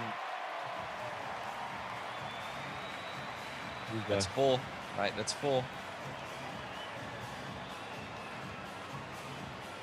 We've got a lot of people asking to put the full screen on. Like we said, just get yourself a Kayo 2-week free subscription. Chuck it on. Have us on YouTube. Bang. Too easy. There you go. Happy days, mate. Absolutely happy days. A lot of Sixers fans. Don't see many Thunder fans. Yeah. Well, it's a Sixers home game. The Thunder play out the west at Homebush. Yeah, that's true. That's true. Mate, Roy Nicknam reckons he can do 3 Happy Meals in 2 minutes and a large Diet Coke. I want to see it. If you film that, I will. Yeah. We'll put it on telly. Roy, if you can film that, we'll put it on telly. We'll definitely put it on the Kayo Instagram. If you could do 3 Happy Meals in 2 minutes, including a large Diet Coke, because Roy Nicknam's all about looking after his health. Unbelievable. Yeah, mate. He's always looking after himself. Hey, check this out, mate. We've got a little package of Scotty Boland's 2 drop catches to go to. Mate, unluckiest man in cricket. He's a wicket-taking machine. Oh, pure as well. Mate. Oh, Warner, that is an absolute soda. If as my pa used to say, if it would have been a custard tart, he'd be wearing it. Oh. Does that make you sad? Because Scotty Boland's your boy. Yeah, and this is the Kawaja one. Kawaja one definitely harder. Oh, yeah. Still should be taken? Yeah, absolutely. Well, at the elite level, you would hope so. I mean, I shouldn't be catching it. I'm not good at cricket. Yeah. I mean, the last time I tried to catch a ball in slips, I got hit in the head, so. Yep. Yeah. It's a big head, though, to be quite fair. Yeah. To be quite fair, like in your defense, it's a big head. So, no, but the Warner one definitely should have been taken, right? Yeah. What have we got? We've got 6 for 124, 37th over, tea break. England all out by how many? They'll be out for 250. 250. You reckon they're going to make another 130 with 4 wickets down? Yep. I'll back him in. It is T in the Ashes, though. T day 2. England is 6 for 124. Poland 1 for 17. Should be 3 for. Mate, it's good to see Tanveer Sagan dominating. Oh, always good to see a Sagan dominating. Oh, how about the TikTok clip you sent through today? Oh, mate. So good. It's actually on Kayo Instagram too. They just put it up. I'll show it. I'll pull Did they up. put it up? Did they put it up because you sent it through? Probably. Yeah. No, I don't know. Yeah, I'll show it. I'm going to hold it up. We're going to do some really crass, like Inception type stuff here. It's a young fella, young Aussie guy playing in the under-19s World Cup, which is also you can watch. Radhakrishnan. He's an ambidextrous bowler. Bowls left-handed and right-handed. Here we go. Check this out. Is it going to focus on it? Oh, I've got to hide my face. He bowls left-handed offies and right-handed offies. It is outrageous. And he plays for Australia in the under-19 World Cup, which you can also watch on KO. Electric. Here we go. Let's go. Taking wickets too. Like, not just bowling, taking wickets. Did he take 4 for, didn't he? Yeah. That's just perfect. The perfect way to change if things aren't going your way. Left arm offies. So left arm leggies. Left arm leggies. I thought it was left arm offies. Nah, he's bowling like finger spin. Vittori style on the left, and then offies with the right. Yeah. Unbelievable. Took 4 for, like, bowling people out. LBs, wickets, the works. Can you say Tommy in it? What's Tommy in it mean? That's from Blue Chicken MC. Who knows? I don't know if that's related to Tommy Turbo, who we just chatted to before. Yeah, possibly. Do you reckon Tommy Turbo will try and do the Carmichael Hunt, Israel Folau jump over to AFL? No, I think he's like at the peak of his powers, isn't he? Yeah, but Izzy was also like very much at the peak of his powers before he jumped across. Yeah, I don't know if Izzy would be the best blueprint I'd run for a career, to be fair. Yep, true. Or Carmichael. Maybe Liam Doherty's just asked, where can I watch Tom? Just like scrub back through the YouTube. You'll find it was about 20 minutes-ish in. He came on about 7:05. So it's about 20 minutes into the feed there, Liam, sorry. And if you just scrub back, you can watch it. It's probably a good time. We've got the innings break coming up in I can't see. So on my screen, how's this, Foss? I've got my laptop set up just here. Yeah. And the TV's behind it. And then the score is like right here. And I just can't see the score. So I just 206, 13.1 overs in. Thank you very much. I'll work on that. I'll work on that for innings number 2. Yeah. I do you know like what T20 idea. Sorry, go for it. Do you know what I'm about? The reverse sweep. And do you know what I'm not about? Commentators canning the reverse sweep. Mate, Glenn Maxwell came on this morning. Glenn Maxwell was playing this morning and hit a reverse sweep for 4. Or no, nearly got caught, got dropped. And then Mark Waugh went on a 5-minute rant about how Glenn Maxwell should stop playing the reverse sweep. And then he hit a 6 off his pads. And then Mark Waugh said, that's the kind of shot he should play. Then he tried to play another one and got bowled. So I was like, mate, just the guy's going to get out at some point. Let him entertain the fans. See, this is the ultimate battle. Traditionalist versus new age. I'd love to know what everyone in the YouTube live thinks. Reverse sweep or not reverse sweep. If you're a fan or not a fan. I think, I don't know. Hilton Cartwright was playing some very nice reverse sweeps today. Yep. Stars fell short, 25 runs. Did you watch that game? I watched the first half of it. Then I had to run out and go and get a table that didn't fit in my car. So I had to drive home for an hour and a half round trip to pick up a table that didn't fit in my car. What did you do with the table? It's still at the warehouse. Oh, that's so disappointing, mate. Here's a question for you, and this is for everybody out watching on the YouTube and KO as well. Mm-hmm. Which of these players do you reckon have tattoos? Do you reckon Mozzie's got a tattoo? Yep. Where? And of what? It's some sort of. Oh, that was a shocking. It's some sort of bird on his shoulder blade. Right. That's what I reckon. Husey, tattoo? No tattoo. Nah. Chris Green, definitely a clean skin.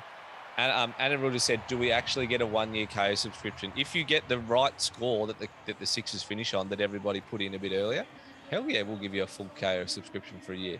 Absolutely. Definitely. Yeah, definitely. Definitely. Hey, Fairgrow Australia has nailed it, actually. Fairgrow Australia said, this is cool to watch, although I have KO Sports on television in the lounge. That's the setup you want. That's the setup you want. You want the cricket in the background, and then you want this onto the side. Because this is the whole point of this one is to watch cricket with your mates. This is what we want. We'll be your mates. So you want to be having that on in the background, and then geez, he dug that out of his tongue. And you're not getting any old people commentary. This is not expert commentary. This is beautiful amateur commentary. This is pub commentary at its absolute finest. I will talk like I know everything about cricket, but I'm not good at cricket. But we also spent the first few minutes questioning whether Josh Felipe... Man, look at that photo of Josh Felipe. He looks like the hairline is receding, which is a shame. As someone whose hairline is also receding, mate, I feel for the brother. Yep. Hey, Anna Rudy is all about the reverse sweep, PS. This is the little callback to your point. Everyone loves the reverse sweep, mate. Do you reckon Josh Felipe's got a tattoo? Oh, yeah. I think Josh Felipe has a tattoo of his club cricket logo on his ankle. You reckon he won a premiership at like 18? Yep. Who did Josh Felipe play club cricket for? I'm going to have a look. I reckon, but my thought is that Josh Felipe is only like 22 years old, so I reckon he might be a little bit too young. So I reckon he's either got heaps... He's either got heaps of them or none of them. I think he's young enough to make a bad decision. Yeah. His club team, he's from Western Australia. Born in Subiaco. He might play for Subiaco Floriat. That's one of the Premier Cricket teams in WA. It doesn't say. Career. Rahul has said, what do you think about Moses? We, at the Clubhouse, love. Big fan of Moses. He's actually in our, we've got another podcast. If you're into just your cricket updates, we do a podcast called The Summer Rundown. Comes out on Wednesdays at 6:00. You can also watch that on Kayo. So winner of the subscription, you can flick that on. It's on freebies too. There's a couple episodes on freebies. Interview with Glenn Maxwell for all the Maxi fans. Moses on Reeks got in. Did he make the BBL Big Head 11? Yes. Oh, yeah. Yeah, Moses is in there. And, he's batting at number 4 in the Big Head 11. Yeah, and Dan Christian's in there too from the Sixers. We got a couple of Sixers in there. Yeah. Do you reckon Dan Christian's got a tattoo? Do you reckon Daniel Sams has a tattoo? Yeah. What's he got and where? I reckon he has the barbed wire barb on his bicep. Love that. He That's looks why he like wears a barbed the wire sleeves. guy. Yeah. Why he wears 100%. Mate, Hughes is one shot away from a 50 here. He's really snuck that up. Yeah. I think whenever you watch the BBL this year, here's some expert commentary for you. How about this? Whenever you watch the BBL, a team is only getting a good score, and I know it makes complete sense, but a team is only making a good score when 2 batters fire. If you have one that fire, that's it. Your day's done. You're not winning. It's all over. 2 need to fire. So with Hughes and Felipe both plus 40 and now plus 50, you need 2 to fire, otherwise it's all over.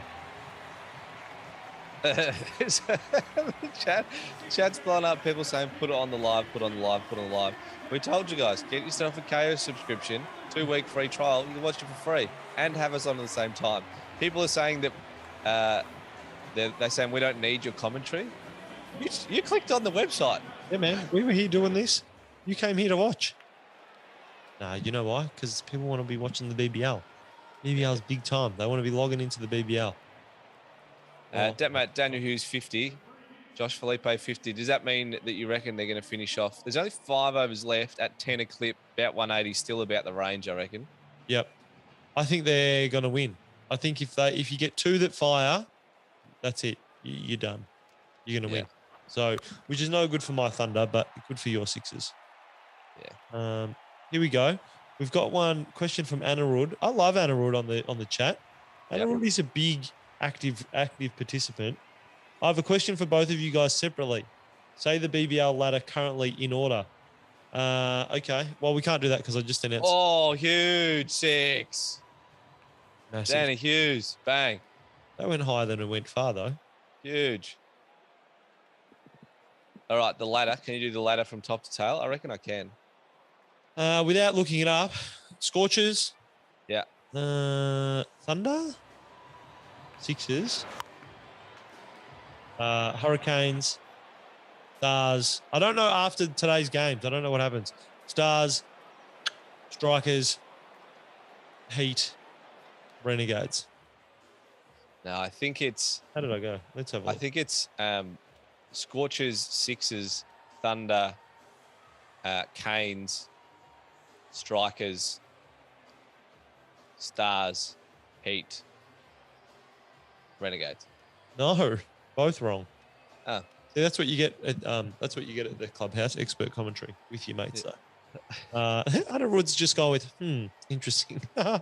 It goes Scorchers, Thunder, Sixers, Strikers. So the Strikers jumped up today after their win against the Stars, which is the one you would have missed. Hurricanes yet to play. They play again tomorrow. Stars are next, Heat, and then the Renegades at the bottom with 3 wins. So the Renegades and the Heat only 3 wins each. The Stars have 5 wins, but they don't get many bash boost points. Then the Hurricanes actually have more wins than the Strikers, but because they've done it in, why are they a percentage? That's why. Also, so bash boost points. Bash boost points as well. No. So Strikers and Hurricanes are both on 24 points.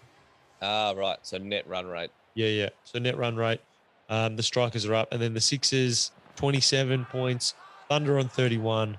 Scorchers 38. So the Scorchers have pretty much, what have we got? Week left of cricket. The Scorchers have locked in top spot.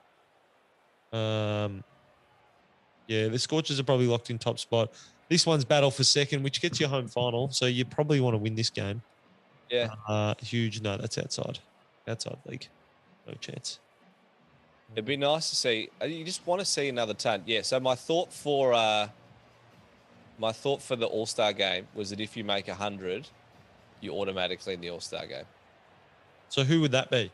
Max is in. Yeah. Felipe's in. Colin Munro made 100. Wade? Did Wade make 100? Yeah. Benny McDermott, he's made a couple. Yeah. Geez, he went on that tear 2 in a row. Unbelievable. Regardless of whether the rest of your innings are ducks, you make 100, you make the All-Star game. And as we said, the All-Star game, it's 2 10-over inningses. How do you feel about the batters? How do you feel about the batters, though, in your... that is a massive bouncer. How do you feel about the batters in the T20, the Test 20 game, the All-Star game? What if you're in and then you got to get in again? Yeah, that's okay. That's the nature of the game. Plays the game by the rules. Yeah, it looks after the game more than it looks after the player, which is what people are there to see. People are there to see the game. People want wickets. So if you've got a player who's in, unlikely to go out, or they're going to get it back in again. Yeah. I like that. That's fair. That's fair. We've got Molly Strano coming up very, very soon. So after the over, we're going to head to some live commentary and some live footage of the game. And then when we come back, we're going to have Molly with us in the clubhouse, which is very good fun. Which is at the end of this over. So we've got a couple of balls left from Hasnain. How many overs he bowled? 3. Last over from him. He's been their best bowler, I think. He's none for so far. Yeah, he's just kept I feel like the Sixers innings gets breaks put on it heavily when he bowls. Yeah. The problem is, as you say, he doesn't take wickets.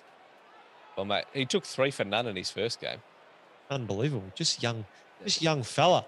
Just got a bit of spunk about him. Who would you say, who's got the most amount of spunk in the league? Adam Zampa? Yeah, true. They make Gurinder Sandhu wears one sleeve as well. Bowling sleeve, brother. But that's his non-bowling arm. Oh, that's weird. Oh, yeah, he's a right armour. Yeah. That's so strange. Yeah, I reckon he's doing that like NBA style. It's just like cool. Fashion guy. Yeah, Daniel Sams wears 2. Gurinder Sandhu wears 1. I'm about on his non-bowling arm. Right, we need a wicket here from the Thunder. There's They need a not wicket much here. opportunity to like go for different styles in like a cricket uniform, is there? Because like in basketball, you can wear like longer shorts or shorter shorts. You can wear socks up, socks down, short sleeve, long sleeve in footy. You can go short sleeve, long sleeve, but that's about it because you got to wear pants. Yeah, well, you've got short sleeve, 3/4 sleeve, long sleeve. Or you're right. You get your personality in your sleeves. So are you a regular tubey grip guy, or are you a proper sleeve? Great shot. Just chipped into the gap. It was unbelievable from Aussie. Oh, we're not even. Amy Livermore said Josh Felipe played for Warwick Greenwood JCC, by the way. So Yeah, Warwick love that from Amy. Thank you, mate. Appreciate that. Who's Amy doing our research for us? Got the Warwick Greenwood tattoo on his ankle. I love that. That will be good. That'll be very good. Mate, Alex Hales runs the full double sleeve. Yes, he does. He does. I'm a bit of a fan of the double sleeve. I like that. Is that sick? 4? Oh, yeah, it's good to see. That's a 4. That is 4. That is 4. And that's the over for Hasnain. And mate, we're going to go to some live cricket. Yeah. And coming back, we'll be talking to Australian cricketer Molly Strano. I think his Yorker's his best defensive ball, Hasnain, but it hasn't been as well directed for him tonight. For Matronics, let's look at the highlights of that power surge. Yeah, well, the power surge still advantaged the Sixers, particularly for mine, because they haven't lost a wicket. And they've outthought and outplayed. The Thunder seem still very emotional. They may have settled in Hasnain's last over, but they need to get their final four overs right. Otherwise, this score is going to blow right out. Prediction time, Roy. 4 overs to go. Put your thinking hat on. I'll give you a ball or two.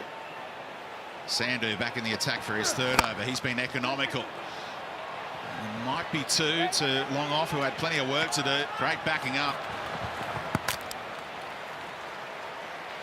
Yeah, I've got a number in my head and it says 196. Wow. 52 from here off 3.5. That's a good run rate. I just get the feeling they're going to get one big over into that short boundary.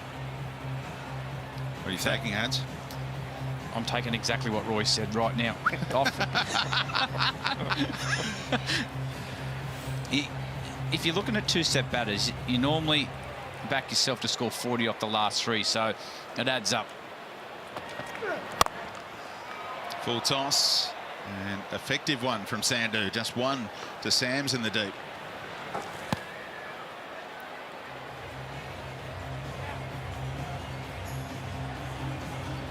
Great figures on a night like this so far for Gurinder Sandhu. He may well get to bowl his 4th as well from the same end. Oh, he'll get another chance, don't you worry about that. They've got him under pressure on who to bowl now too. If they don't get a wicket here shortly, that'll really restrict who can bowl. I don't think Sangha will bowl again unless they get another wicket. He may not bowl again anyway. He's only bowled 2 overs here tonight. Bowled. It's hard to bowl him, isn't it? Because you've got to left right in, because you can always target that short side. The one I'm interested in seeing bowl is Sams. We know he'll bowl one of the overs. Which one? But he was flustered last over. He's arguing with the umpire. He's arguing with both batters. You could see Hughesy and Moses just laughing and turning their back. They did enough to wind him up, and he wasn't happy with the no ball. So he'll bowl one of them, but he's got to pull himself back a bit and just execute his skill. Wide one, and signalled as such. He's a bit stiff there.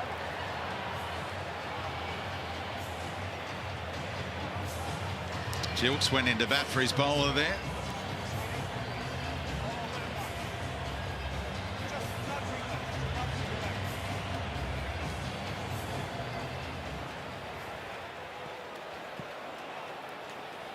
It's the 3rd wide of the inning so far.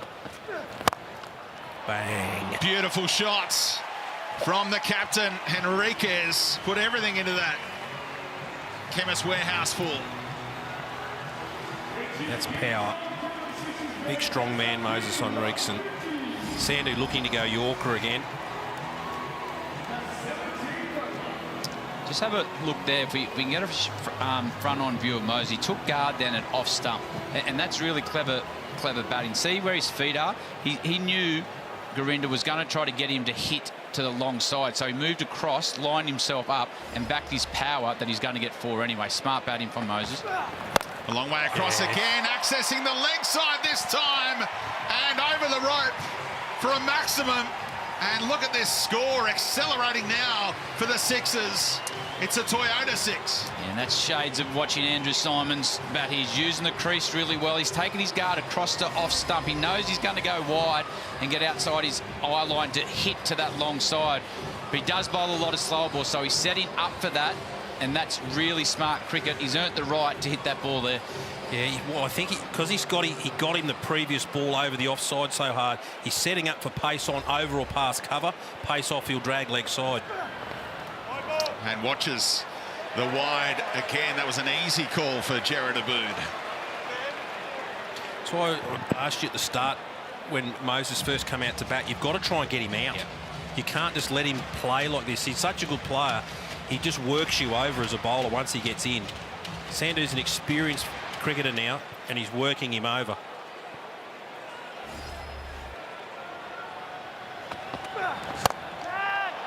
Catches the cry, and one bounce to the man coming off the rope at long off. No timing there for Henriquez, but an expensive over. 17 off it. 2 for 159. Don't forget to head to the Macca's Classics Hub to see all the best catches from the summer, and you can submit your own catches to be featured in our broadcast. Just head to foxcricketclassics.com. And what about this celebrated catch in the history of the Sydney Smash? Stephen O'Keefe going one way, Silk the other. Yeah, this was a really brave catch here by Jordan Silk. I tell you what, we spoke about it off air. What is Stephen O'Keefe doing there? But it's a brave effort there by Jordan Silk. And we've seen many of that, not only in the games against the Thunder, but through the whole competition. And that's a great Macca's Classic catch. And we're back on the Clubhouse. Joining us, Syme, Australia A cricketer, but World Cup winner Molly Strano. Molly, welcome to the show. Thanks, boys. Thanks for having me. Mate, thanks for joining us. This is exciting. I always like having Australian cricketers on the show. It gives us a little bit more legitimacy, you know. Usually it's just us running our gobs about cricket and we know nothing, but that's the fun part about it, right? So it's good to get you in. Mate, you've got the game on in the background too, so we might even get you to just run us through maybe a few little bowling tactics, because you know, the Sixers are getting a little bit away. They're getting up into that danger area, 180s, 200s sort of situation. If you're a bowler now, what are you looking to do? Well, if I was a bowler now, I wouldn't want to be making eye contact with the captain, because I wouldn't want to be bowling any of the last 3 overs, that's for sure. As an off spinner that doesn't spin it, I do not want it in the last 3 overs. So, yeah, no eye contact with the skipper and just sort of wandering out at cow corner and just trying to stay away from the action. That's my plan of attack. Mate, you're volunteering to field at fine leg. Anyone got a fine? Yeah. I'd love to go down there. Absolutely. That's normally my modus apparatus at this stage of a game. Yeah. Right. That's great. As an offie who doesn't spin it, this is your words, not mine. Have you got any tricky BBL balls? I was telling Adam before that I like the BBL bowling, maybe sometimes more than the test bowling. Test bowling, it's just line and length. These guys and girls are, you know, rolling the wrist over and moving it left, moving it right, swinging it, slower on it, doing whatever. Have you got any specialty BBL stuff that you like to pull out? My trick bag's pretty bare, to be honest. Nice. My biggest trick is that people normally play for spin when as I said, I don't spin it. So that's sort of the double bluff, some would call it. But not too many tricks, but we just pre-game, we do a lot of research and whatnot into the opposition players, and we just try to work out ways to nullify them to best effect. So not necessarily trick balls as such, but more thorough planning and some good field settings is sort of my plan of attack. Mate, we've got a little segment here of all of your wickets. They're all on screen, so we're going to see how you bowl the consistent flipper, the off spinner flipper that just skids straight on every time. Perfect. Mate, played for the Hurricanes this year, but previously a Renegades gal or Renegades player. Like, how hard was it to play against the Renegades as a former player? Oh, it was super tricky. And as the scheduling gods looked over me, my debut game for the Hurricanes was against the Renegades. So a fair bit of emotion attached to that game. It was like playing against your ex, really. So it was a bit tricky. And I still got some really good mates at the Renegades in that franchise, both from a player's perspective and support staff as well. So I'll forever have a little emotional connection with the Renegades, and always probably my second team now behind the Hurricanes. And unfortunately, they know that the ball doesn't spin when you bowl it. They've had a lot of net time against you, so it makes it a little bit trickier. Yes, they don't play for spin. The Renegades, they're pretty smart. They know how it operates. So probably why I didn't go too well against them this year. Yeah. Hey, what are you up to at the moment? You're part of you're playing for Tassie. Still in Tassie?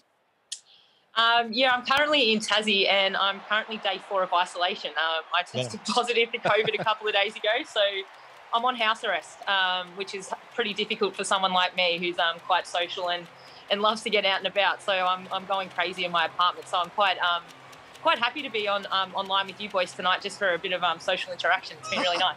Talk to me, please. Talk to me, guys. Someone talk to me. Mate, you're in Hobart. The test is on. You're supposed to be in Adelaide with the Australian squad, and you're stuck inside. That must just be the worst thing ever. It's an absolute killer. I'm isolating in Rivalry, so I'm 300 metres away from the ground. So every time there's a wicket, I can hear it. It is the biggest tease ever. So unfortunately, I won't be able to catch any of the test match live, but I can still hear the sounds from the game, which is I don't know if that's a blessing or a curse, to be honest, because that many times I've just wanted to sneak out in a hazmat suit and just sit on the hill and have a beer. But I've been well behaved, and I've kept myself in the lockup. So 4 days in and a couple to go. Well, I'm sure the people of Tasmania are pretty happy with you that you're taking a more responsible approach to your isolation. I actually quite like the hazmat suit idea. There should be some exception to the rule where if you go out like someone, like on Monsters Inc., when the people come down, or not the people, but when the monsters come down and they have to sanitize everything. If you could go out in a hazmat suit, where's the first place you're going? Well, it would be the test tomorrow. I'll roll in at about 3:00 to Blunston Arena. That would be my first port of call with the hazmat suit tomorrow.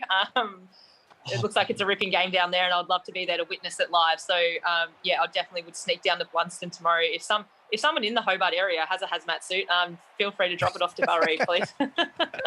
What day is your isolation finish? What day is quarantine? Wednesday. Okay, interesting. All right, I'm just doing the day maths in my head. I'm like, oh, you probably won't make it. Bummer. What are you doing to pass the time at the moment? So what have you done for the last 4 days? Because obviously you got to wait till 3:00 until the test match starts. Luckily, a few BBL games have started at 10:30 this week. What have you done to pass the time? Puzzles or cooking or what? Lots of cricket watching. Yeah, the BBL's been a saviour. And I'm very lucky that Cricket Tas have dropped me off some fitness equipment to sort of pass the time. So I've got a bit of a spin bike and a bit of gym equipment too. So I'm lucky that my symptoms haven't been too bad. I've been able to be somewhat active as well. So a lot of cricket watching between the test and the BBL, and a little bit of fitness work in between. So, nothing too spectacular. I was going to say, because we're just having a look at the Hughes wicket, or the Christian wicket. No, Hughes wicket. I was going to say, having COVID's not the best preparation to play for Australia, eh? No, not the ideal preparation. I'm meant to be in Adelaide at the moment with the team, and we had a bit of a training camp pre our first couple of games. So, not the ideal preparation, but there's been so many players that have been affected by COVID this summer, and a lot of the Big Bash boys have been in a similar position to what I am now, where you've had to sort of lock yourself up for a week and not be able to train and whatnot. But hopefully I can hit the ground running once I'm released out back into the wild. Looking forward to joining up with the girls in Adelaide later next week. Nice, because the teams have been released, of the Australia A team and the Australia team, and there's been a little bit of media around Alana King as well about her getting named in the team, which is awesome. Have you had much to do with Alana, on a cricket level, playing with her? Yeah, I've actually played a lot of cricket with Alana. We both played for Victoria for a number of years together.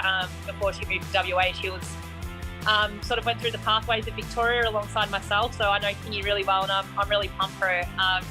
she's such a talented cricketer. She bowls a big bragging leg break and is very handy with the bat as well. And should be super pumped to be added to the squad. And she's got a really proud family as well. That would be super pumped for her. So, yeah, I'm really excited for Kingy, and I'm really excited to see what she can do on the green and gold. Hey, that was a very polite answer, and that's kind of not how we run it here at the clubhouse. It's more real, a bit more real talk. And we're going to get down to it, mate. Who's got your spot? As I mentioned earlier, I'm not sure there's much room in the Australian team for an off spinner that doesn't spin it. So I'm not sure if I'm taking anyone's spot. I like the rules you keep going with. Oh, don't spin it, guys. I don't spin it. Just in case you play England. They've been watching big England team, big fan of the clubhouse. They know that you won't spin it, right? But also, mate, Darren Lehman used to bowl a couple of nude nuts down there as well. He took a few wickets. There's plenty of room in the Aussie team. There's plenty of room. Is there still room in the modern age for some nude nuts? Because yeah, if the Aussie team does need someone to roll out a few nude nuts / straight breaks, then they know who to call. I'm their girl, Flegs, the national selector. You got my number. If you need someone to bowl some straight breaks, you know who to give a buzz to. Straight breaks is an elite term. That is so good. What do you bowl? Just some straight breaks. It's not that bad. I bowl. No, we said before, you bowl exclusively doosers. They just go straight on. Exclusively Yep. the Jeff ball, like the Nathan Lyon. Have you tried to work on a ball that goes the other way? Well, sort of the joke around the circuit is that I sort of just bowl little outswingers. So I'm probably more linked to, I'm actually more of a leg spinner than I'm an off spinner, because the ball direction and my ball path sort of swings away from the outside edge. But I'm doing a bit of work to try to develop a ball that actually spins and turns a fraction. But that's a work in progress. I'm working with Dan Marsh down here in Tasmania to bowl a genuine off spinner. It only has to spin 1 centimetre and I'll be pumped. But yeah, as I said, work in progress. Watch this space. Now, we'll go with the theory that mate, there's so many revs on the ball that the flight just outswings it a little bit, and then it just can't handle it when it hits the ground, so it just has to go straight. That's what we'll go with, mate. There's so many revs on your ball that it's lucky that every ball's not a wide. That sounds actually all right. I'll run with that. Yeah. Look, it's either that or you just solely blame the ground stuff and you go, gosh, stop putting green tops out there. You need to flatten this thing right out, dig a hole just outside. Let me put it in the dirt. I'm not even sure I'll be able to spin it out of the dirt, to be honest. But yeah, the wickets are all too flat in the women's game. So yeah, unfortunately, I'm unable to extract any turn out of the T20 wickets. Correct. T20 wicket. You need a 5th day. This is what you need. You need to be out there on day 4 of the test. So if you are watching any selectors, day 4 of the test, that's when Molly does her best work. Just a real specialist on the tracks in India as well. Maybe a bit of IPL's calling your name. Ooh, I like that. Yeah. I like that. But you guys could potentially be my managers if you guys could sort that out. Just a little IPL contract. I wouldn't mind a bit of pocket change with an IPL contract. It's a couple of mil just floating around. If you guys could sort that would be much appreciated. You don't want us as your manager, mate. We're very expensive.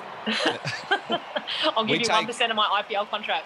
There you go. We take a very measly 33% each. So it means you only end up with 30, but we give you a generous 34%, and then we just have to take 33% each. So if that sounds like a good deal to you, we're happy for that as well. That sounds all right. Let's talk off air. Yep, I like this, mate. I like this. Hey, Molly, last couple of questions. I want to know, who are you looking up to at the moment? Who do you look to for your kind of inspiration? Because, I mean, sports nuffies are always sports nuffies. We were talking to Tommy Turbo before, and he was mentioning a couple of the cricketers that he looks to for a bit of inspiration. Is there anyone that stands out for you sports person-wise? It can be across any field. Well, I know this is contradictory because I said I don't spin it, but I do love watching Nathan Lyon in full flight, the GOAT. He's just mastered his craft, and it as a cricket lover and a spin bowling enthusiast, I just love watching him go to work. So definitely Nathan Lyon's one that I like to watch, and even the likes of Ash Agar in T20 cricket and stuff like that, and Adam Zampa in the shorter form. I love watching them go about their business as well. Very crafty and very good with the white ball. So they're 2 other bowlers that I love to watch as well. And mate, we can't let you go without asking, what do you predict the women's Ashes will finish? It's got to be 5-0, doesn't it? You've got to straight straight 5-0. The women's Ashes is a bit of a different format. It's across the three different formats. So 3 T20s, 3 ODIs, and a test match. But Yeah, I'm backing the Aussie girls to win it. I'd like to say whitewash, but T20 is quite fickle. So, no, let's just go with it. Let's roll with it. Whitewash for the women. The Clubhouse, mate. This is the Clubhouse. The women's team are going to do what the men's team couldn't do. That's what they're going to do. Yeah. I've got one more question, Molly. The Dancing with Katy Perry World Cup final. Speak to us. We were there. We were watching you. We weren't there to see Katy Perry sing. We were there to see you dance on stage. Yeah, it was pretty surreal. And by that point, I already had a few beers under my belt, so I had a bit of Dutch courage to go out there and cut some pretty loose shapes. But to be honest, when I watched the footage back, I feel like I left a little bit in the tank. So too nervous. Yeah, disappointing. Party girl from Melbourne, I've got some pretty rare moves that I didn't manage to get out in the 3 minutes. But it was a hell of a lot of fun, and it was just an out-of-body sort of experience to be out there with sort of an international pop star and dancing in our full kit. Yeah, that was a day that I'll never forget, the Katy Perry section and winning a World Cup section too. It was a pretty surreal day. How does that even happen? How do you go from winning the World Cup and then someone just floats the idea, oh, let's just get on stage? I have no idea. Whoever organised it, let me know who you are. I'll send you some flowers retrospectively to say thank you, because it was just so unreal. Like, there was still about 30,000 people at the G still at that point, and like everyone was just going crazy and the crowd was going nuts. So yeah, I don't know how it happened, but I'm very thankful that it did happen, because some of the photos that came out of that little experience are absolute keepers. So yeah, it was absolutely awesome. How do you top that day in your life? Can you paint me a picture of how you would, like, what would a day have to look like to be better than the day that you win the World Cup and dance on stage with Katy Perry in front of 80,000 people? Like, how can make it better for me? I actually don't know if it can be topped, and if any of my mates are actually watching this, and this is the Clubhouse, right? We're here for just a bit of banter and a bit of chat, right? I like it. You're on board. Yes, this is very good. I love where this is going. A lot of my mates know that I struggle in the love department. So even if just a day where I managed to get a match on Tinder, that could maybe top the Katy Perry experience. But nah, all jokes aside, I don't know if I can top that moment. That was an absolute awesome day to be out dancing on stage with Katy Perry at the MCG, which is one of the best stadiums in the world. I'm not sure much is going to top that. That's so good. What is your favourite stadium to play at? Is it the G? Well, this is a bit of a controversial one. Like, being a former Victorian, I would automatically say the G, but now that I'm a Taswegian, do I have to say Blundstone Arena? I think I am going to say Blundstone Arena. Rebranding, now that I'm a Tasmanian, my favourite ground is my home ground in Valry, which is... She's all in Tasmania. I'm all in, guys. Call. I'm a full-blown Taswegian. I love this. Molly Strano, thanks so much for joining us. Good luck for the rest of your couple of days of ISO. Moses Enriques has just hit a walk-off 6 to celebrate your arrival and your time on the Clubhouse, mate. So thanks so much for you. We can't wait to watch you send down a couple of nude nuts and really absolutely bamboozle the straight English. Breaks. Couple of straight breaks. Boys, thanks for having me, and thanks for keeping me occupied during ISO. I've been so bored, so it's been nice to have a chat. Thanks for having me. Yeah, Molly, just don't forget us when you're out of ISO, all right? The Clubhouse is still going on. You're always a welcome guest. Am I a life member to the Clubhouse? Absolutely, mate. Yeah. Absolutely. Well, there we go. Send me some merch, please. Merch? You reckon the Clubhouse is rocking merch? Jeez, mate, you've been sold something. I'm not sure what someone has told you to get you on here, but that's it. You were just like, all right, yeah, sure. I mean, I'll go on whatever show you like. Nah, mate, we'll send you a Kayo stubby holder. I think that's probably about the merch we've got, but we'll send you something. Yep. Beauty. The Kayo stubby holder's right in my wheelhouse, so that would be muchly appreciated, boys. Thank you. I love it. I love it. Molly, thanks for jumping on. It is they've just finished the final ball for the Sydney Sixers innings. They're 5 for 197. As we go to the innings break, we'll be off for about 10 minutes. Then we'll be back to see if the Thunder can catch him. Here's Big Harry. Oh, that's a good swing of the bat. That all the way, Joe Clark. Oh, straight as a die. And all the way. Oh, it's got under it. The launch angle is too good. It's a big one.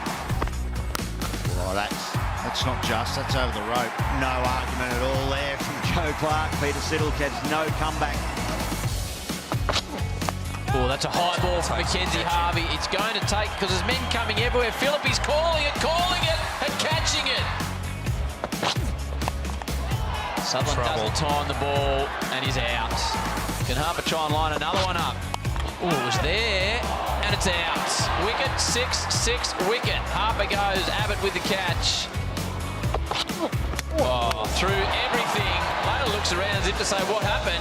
Again, he looks back at the stumps. The zing bail's still zinging. Thought you might have something for us. Nothing for you, pal. 5 for Dorcius.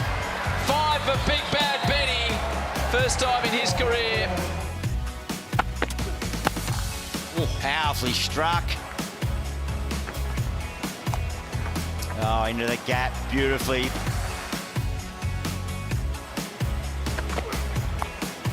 Takes it again, and it's going to race away. Oh, dispatched. Got 2 straight this time, McAndrew. That'll ease the stress for Matt Wade. Jag another couple of boundaries. Well bowled. Very well bowled. Oh, he's done it again. The man's on a hat-trick. He's already picked one up here at the MCG. Here we go. Big chance. Harris Ralph, can he close it out? Oh, it was on the button too. Big Harry was good enough to get bat on it. He might get run out. Where is he? Harry. Big Harry forgot to come back. He wasn't even in the same postcode by the end of it, so it's 3 wickets in a row to close out the innings. 3 for 62, the home team. Yeah, Has the catch. Outside edge. Yeah! Oh! Team hat-trick for the strikers. Now he's on a hat-trick. Rashid Khan is on a hat-trick. Here he comes. Look at him. Takes him on. Does he get enough on it? No. Long on in the ball game. Weatherald, how casual. And Rashid Khan has another one. No slip, but he's knocked him over. Middle stump. Take a bow. Rashid Khan, he's got 4 for his best figures in BBL 11. Hang on a minute. Majib taking him down. And no, he's not. He's picked out the fielder. And Rashid Khan is on a hat-trick for the 2nd time. We go through the gate here. Outside edge, well caught. He's got 6 for. And that is the ball game. Fittingly, Rashid Khan closes it out and equals the best ever haul by a Big Bash bowler. 6-4.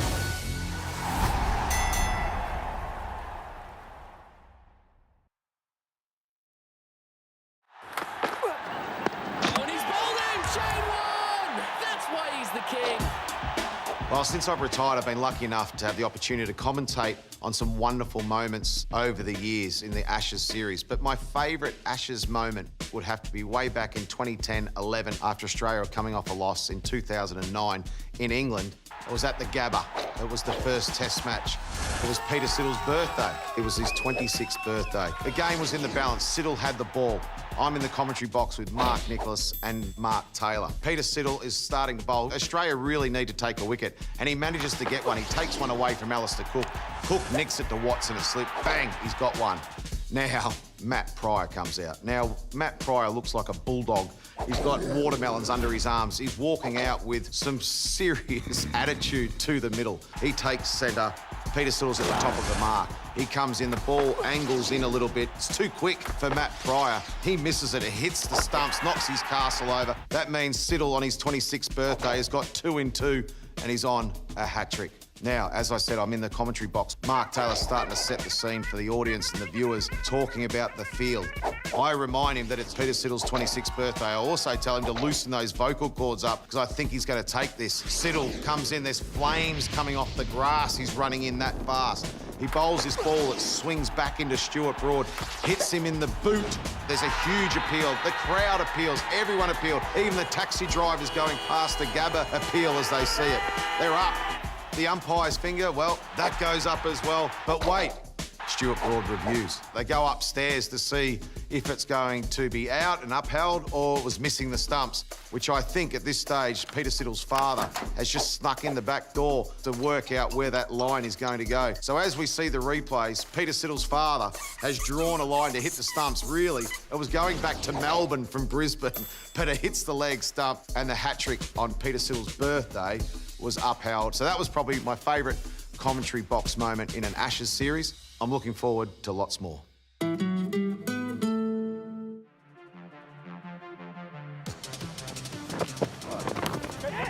the leg side, that's a great grab from Blundell. New Zealand pick out their first, it's a beauty.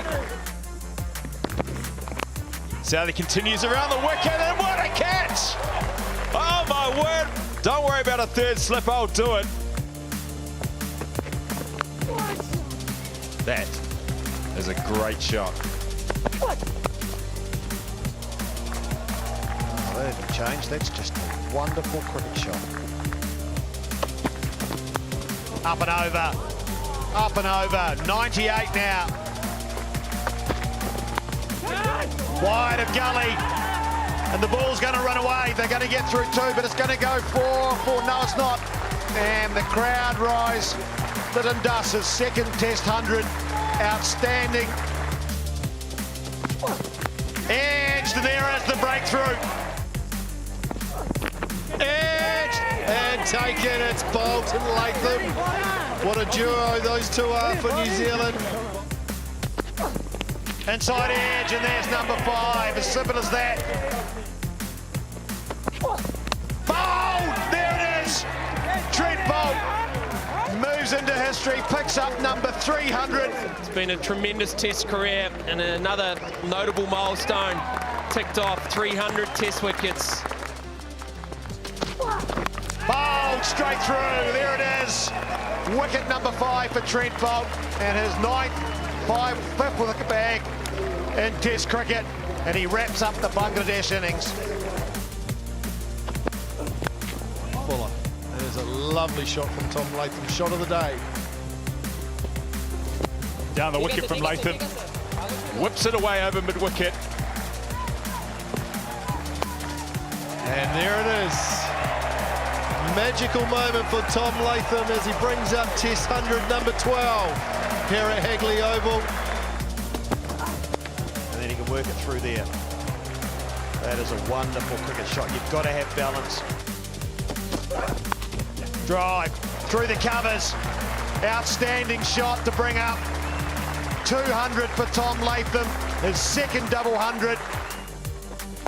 Oh, big hit. Take that. And again. And that's bigger.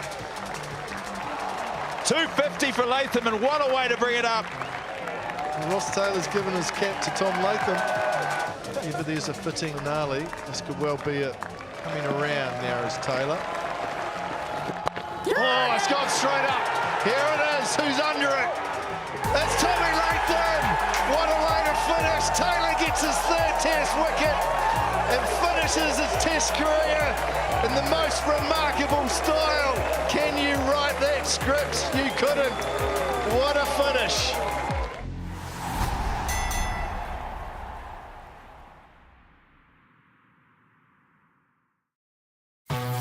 Join us for The Jump, where we break down the stories that matter.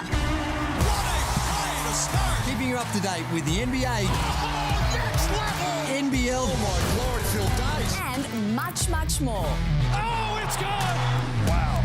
I'm Andrew Gaze. And I'm Nat Edwards. And join us, along with some of the best minds in basketball. Oh, and it goes down. The Jump, Friday, 7 p.m, only on ESPN.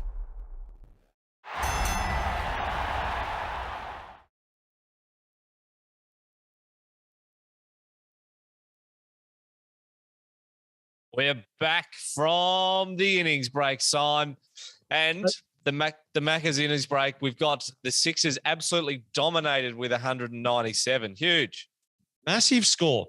We've got Annie Rood on the on YouTube live chat saying that they claimed that was their guess from the start. So we'll just have to do some back checking. And if that if the facts check out, congrats. Get a free year of Kayo. Exactly right. Courtesy of the Clubhouse. Courtesy of the Clubhouse. We got the Macca's I'm loving it moment was Josh Felipe Flip, our boy from the Sixers. He loves playing when the Clubhouse is on. He's made another 50, so he gets the Macca's I'm loving it moment. And he just hit Sixers, just hitting them, just dancing around the pitch. It was great. So good. I did say during the innings, mate, that most teams, if they get 2 batters to fire, they almost guarantee themselves a win. The Sixers had 3. So they had 3 players over 45. Moses at the end there. I mean, he got up above 50. I don't think he made 50, 47. I think he made. Look, I think the Sixers have locked this in. Do you know what was a big power move from Moses as well? A walk-off 6. That was Huge. Nice.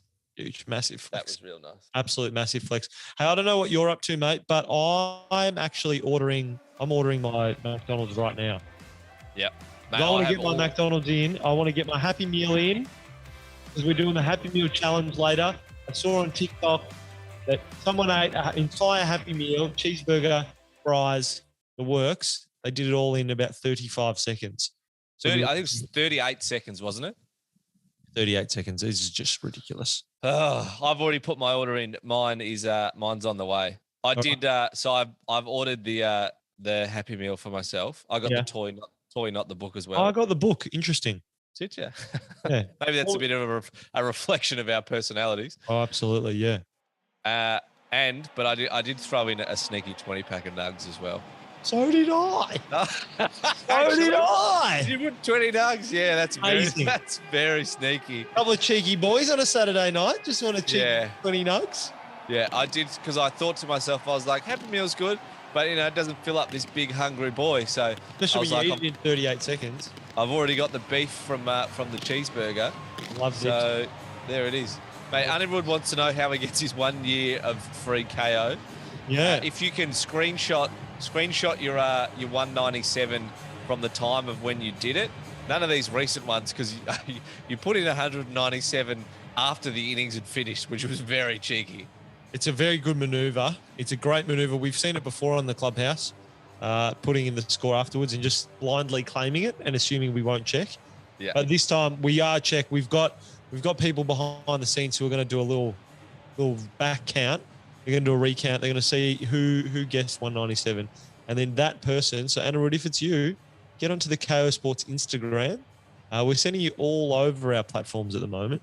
You get into the Kayo Sports Instagram, shoot them an inbox with your screenshot.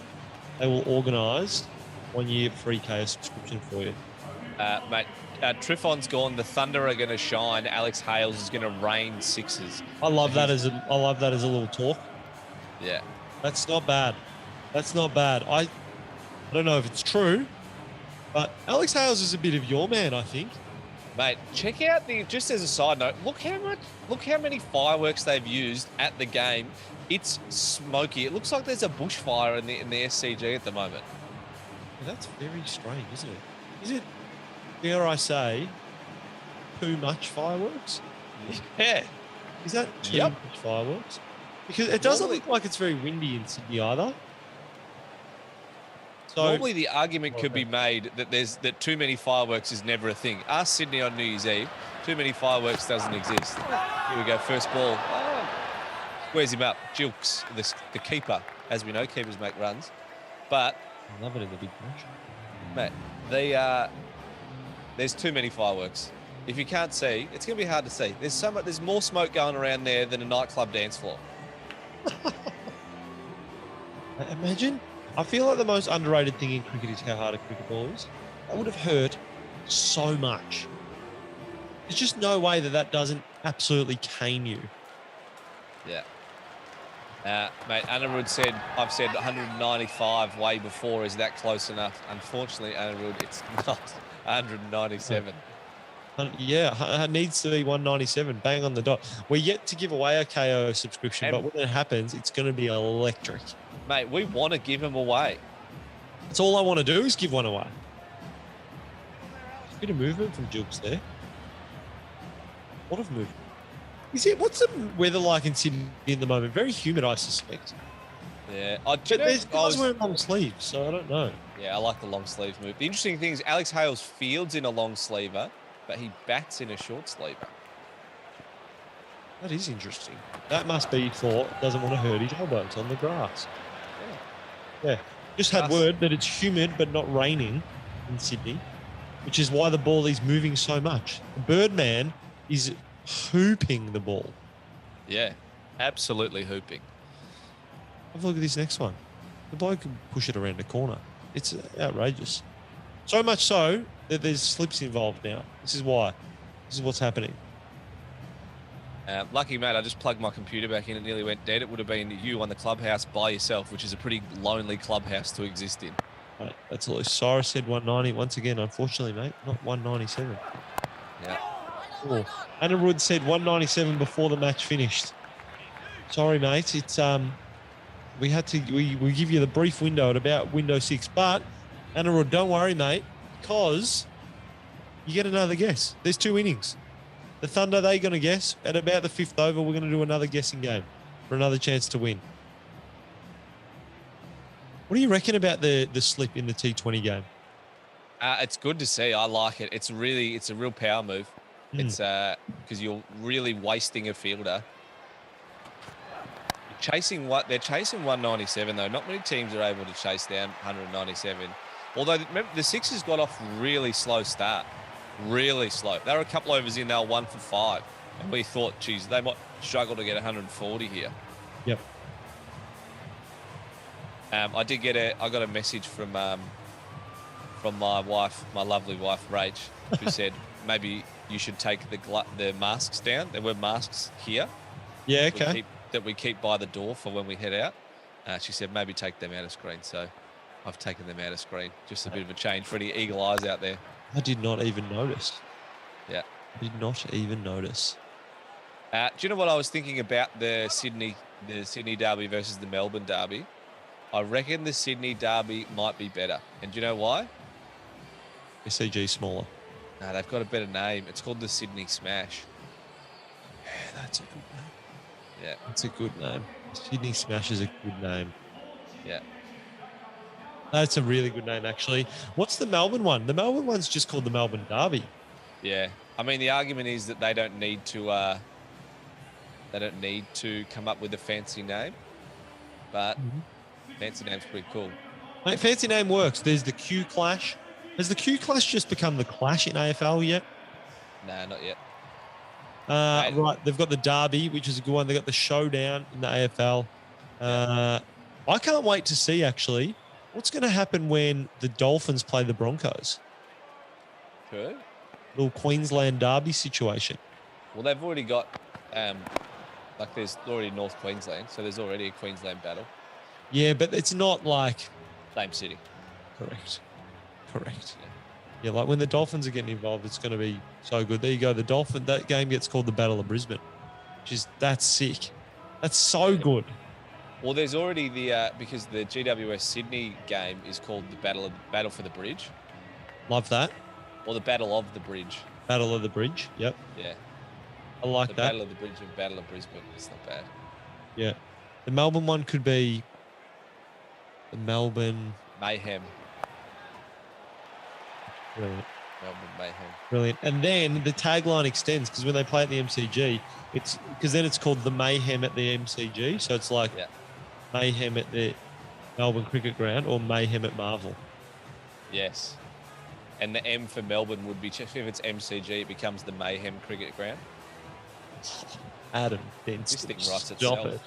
Stop it. Why aren't we on the marketing team? Mate, we have come up with... we need to get Alistair Dobson on the Clubhouse. Or the rundown. We've got that many ideas. Wow. Yeah. We should be in charge of cricket. Yeah, definitely. I just actually got word in my ear. The reason that we can't do that is because we give too much free stuff away. That's why we're not on the marketing team. Which is completely fair. We could not be on the marketing team for Kayo, but we could be on the BBL official one. Yeah, that's true. That's true. Hey, what do you reckon about the tactic of chasing them with the ball? Oh, love it. Shouldn't have I'd it love just to see it. fully I don't think you should do it all. If someone runs away, surely just bowl to the other side because they might be able to reach. Yeah, fair play. That's fair play. That's fair, very fair play. Bang, right up in the block hole. Now, Amy Livermore, one of our good friends, has said that the Battle of Brookvale exists already. Yeah, I assume that's something to do with Manly. Yeah, I think so. Amy, if you want to let us know what the Battle of Brookvale is, that'd be really cool. Show the match, mate. We're going to get the match up. We're just giving everyone a little taste, you know. Our chat is obviously sublime. You know, that's undeniable, right?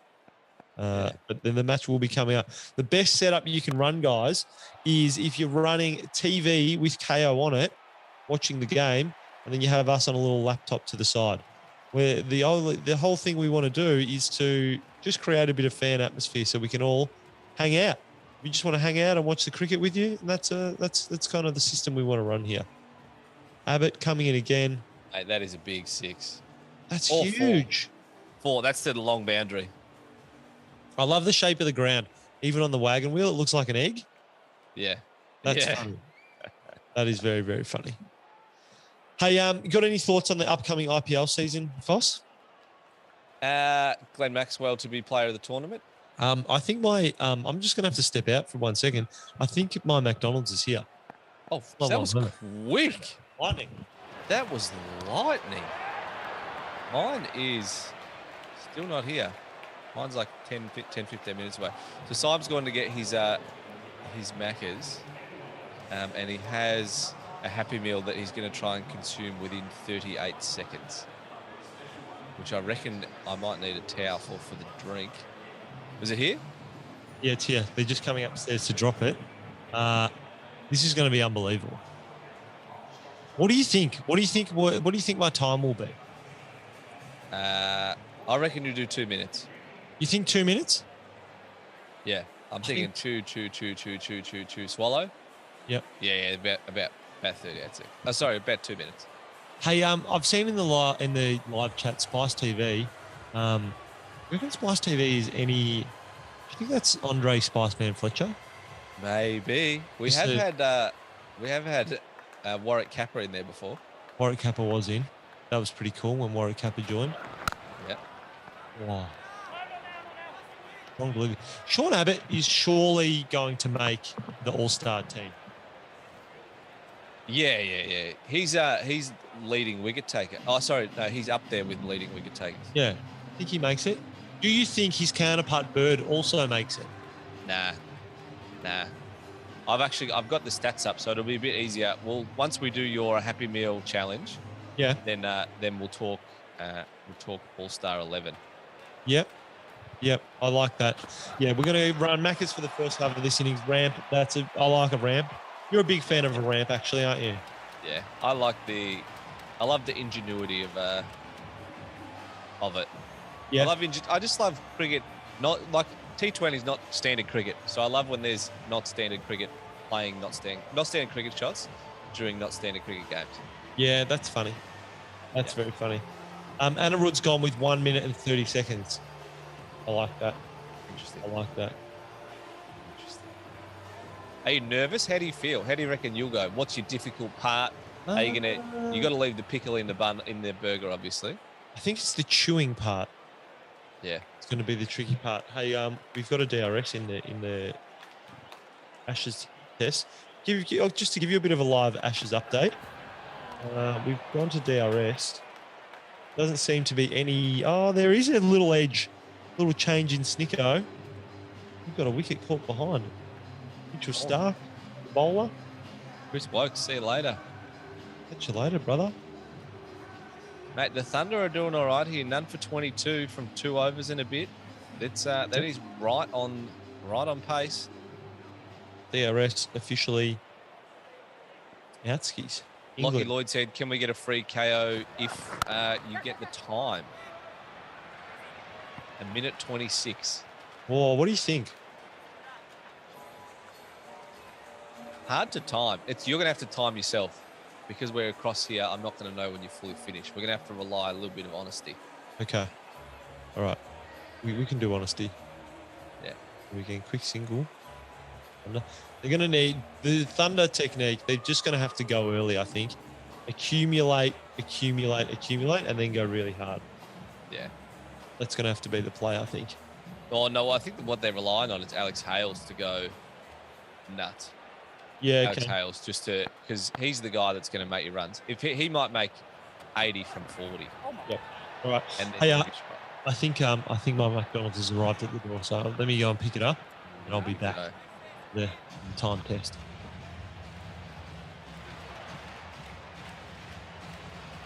And the pickle's definitely got to be in the cheeseburger, everyone. 100%. Pickle is always in there. So Amy has said that the Battle of Brookvale, we're Storm fans, we should know, but it's Manly versus Melbourne, specifically at Brookvale Oval, Manly's home ground. But I don't know if that can be the Battle of Brookvale because Melbourne's not near Brookvale. I know there was the fight there, but I think I like the town battles. They're the ones that I like. That is smoked. Absolutely smoked. Number 25, Thunder. They're a good chance. Here we go. He's back.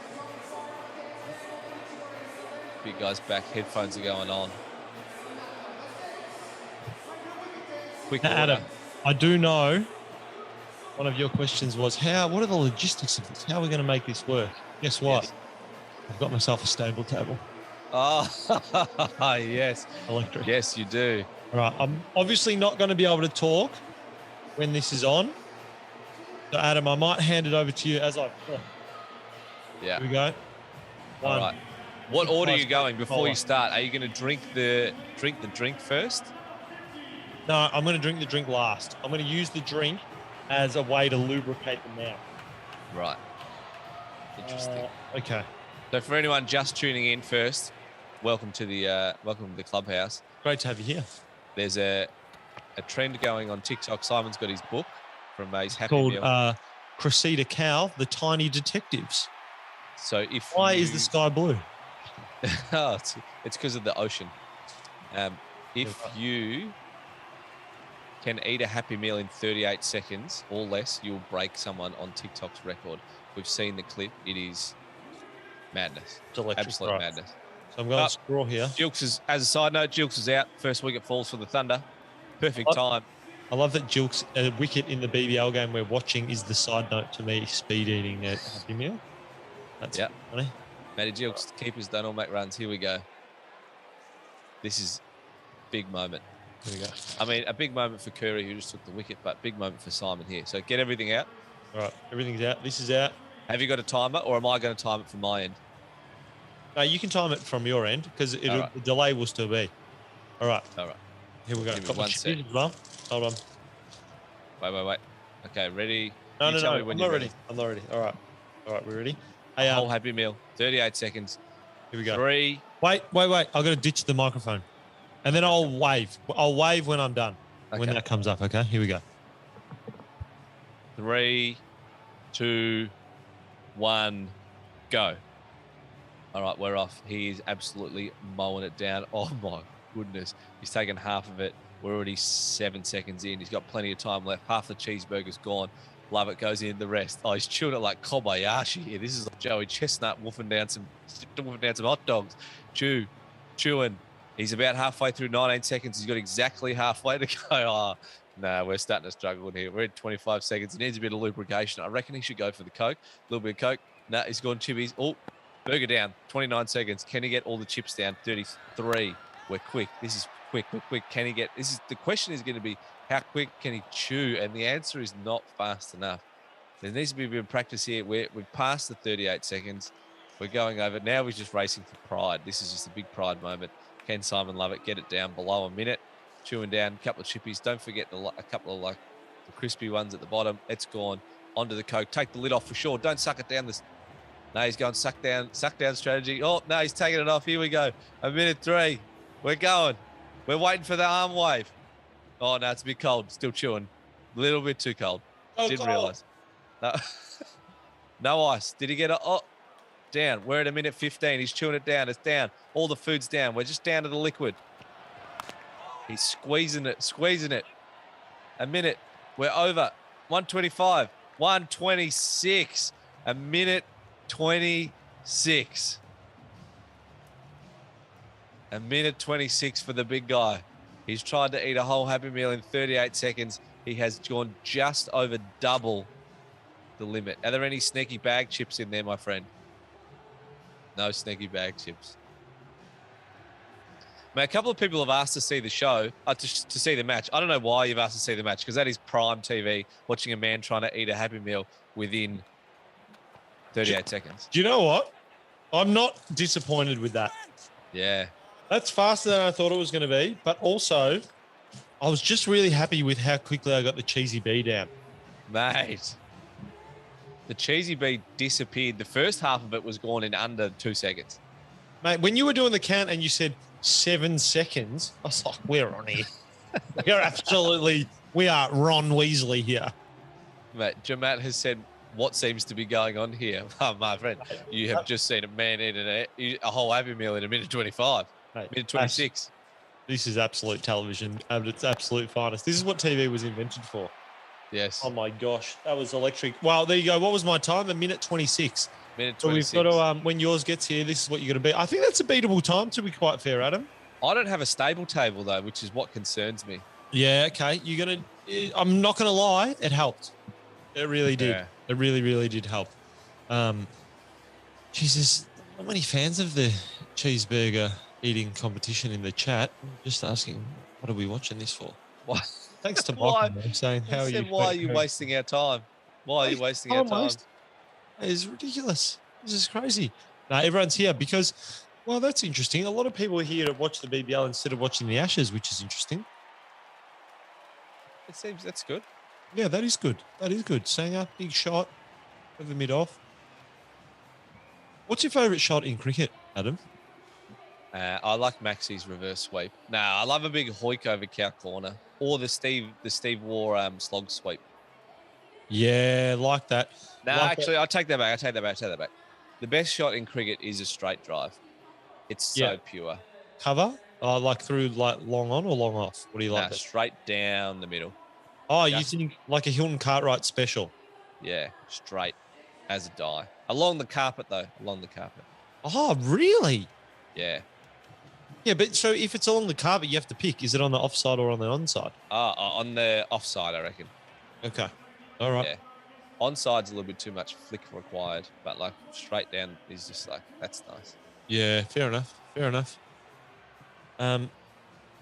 Just a little update from England. England all out. All out. Am I reading that right? Mate, it goes quick. Once you get to the tail, they just start bowling short stuff at Stuart Broad. Yeah, well, England all out for 188. Day 2 innings break. Cummins finishes with 4 for 45 off 13 overs. Yeah. That's one day stuff. Now that people have, while the innings break's on, come over and watch the Clubhouse. Absolutely. Mate, 1 for 36 from 4. There's a genuine chance. Mate, now we're watching me eat cinnamon. Great stuff. Yeah, that was also good. That was very, very funny. That was very funny. Yeah, there's me laughing at it. And I would like to laugh that much again. I thought that was really... Look how red I went. Oh, mate, you were not in a good way. And then you did it a second time, which I thought was very funny. Well, mate, it spun up on the wheel. I had no choice. Yeah. Hey, 4 overs in. The Thunder are 1 for 37. That's a good spot to be in. Yep. That's a very good spot to be in. I dare say better than the Sixers were at the same point. That's for sure. Yeah. Got Sanger in. Hales is in. 22 off 15. He's primed, ready to launch. Dwarsh's into the bowling lineup. Benny Dwarshus. It's a great name, Dwarshus. Good stash too. Good stash on Dwarshus. Very, very good stash. Do you reckon Ben Dwarshus is a tattoo guy? Yeah, I think so. He has to be, doesn't he? He has to be. Do you think Dwarshus gets a run in the All-Star team? Maybe. Oh. I'm looking at the leading wicket takers, and it's pretty clear. Yep. It's pretty clear, but we'll come back to that after I do my That's actually what I would like. So we've got a fair bit of action in the chat going, which is very exciting. We're excited to have always new fans of the Clubhouse, always very pumped. And what we want, get a little bit of action on your all-star lineup. I want people to start putting their lineups in. So all the crew asking for the live cricket, if you put your Ashes team up, we will put live cricket up for a portion. How about that? Yeah, I also love Michael Capello has said, turn the cricket off, more Maccas.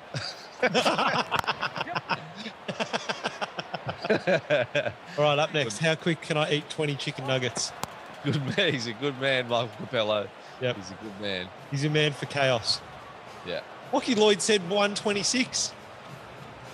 I mean, does that mean that Lockie Lloyd gets a free Kayo subscription? I reckon Lockie Lloyd was pretty close, like legitimately said 126. Because whenever we do these guessing games, we always have someone who said, I said that. I definitely said that. But I think Lockie Lloyd got pretty close. What did I get? 126? 126. Pretty amazing. Nothing like big swing and a miss, big swing, no ding. Big swing, no ding.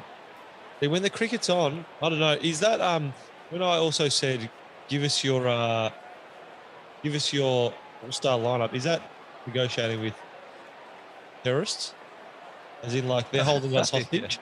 Like, play the cricket, play the cricket. We're like, oh, okay, sorry, guys. Well, I think my Maccas is just about here, Simon. Is this?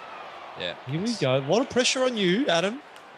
Mate, I don't reckon. I'll be lucky to go sub 2 minutes. No, you'll get the cheesy B down very quickly, I promise.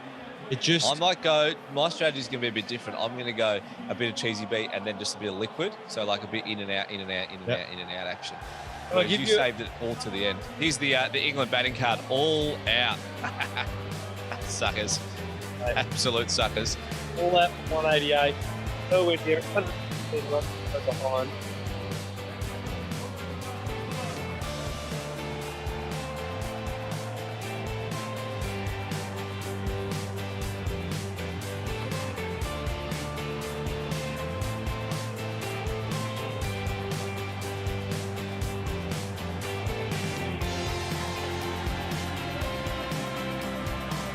Mate, I might have been robbed. What do you mean you've been robbed?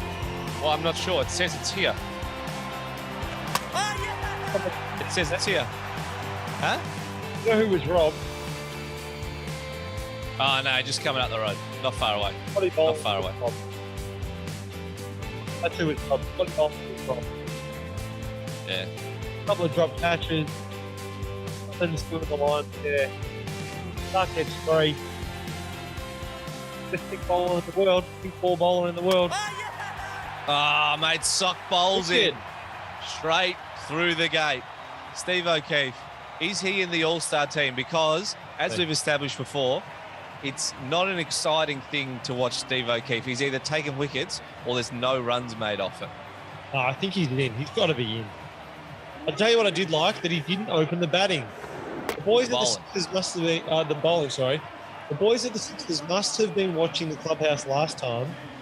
We're staunchly against slow bowlers opening the bowling. Not good. It's not good for cricket.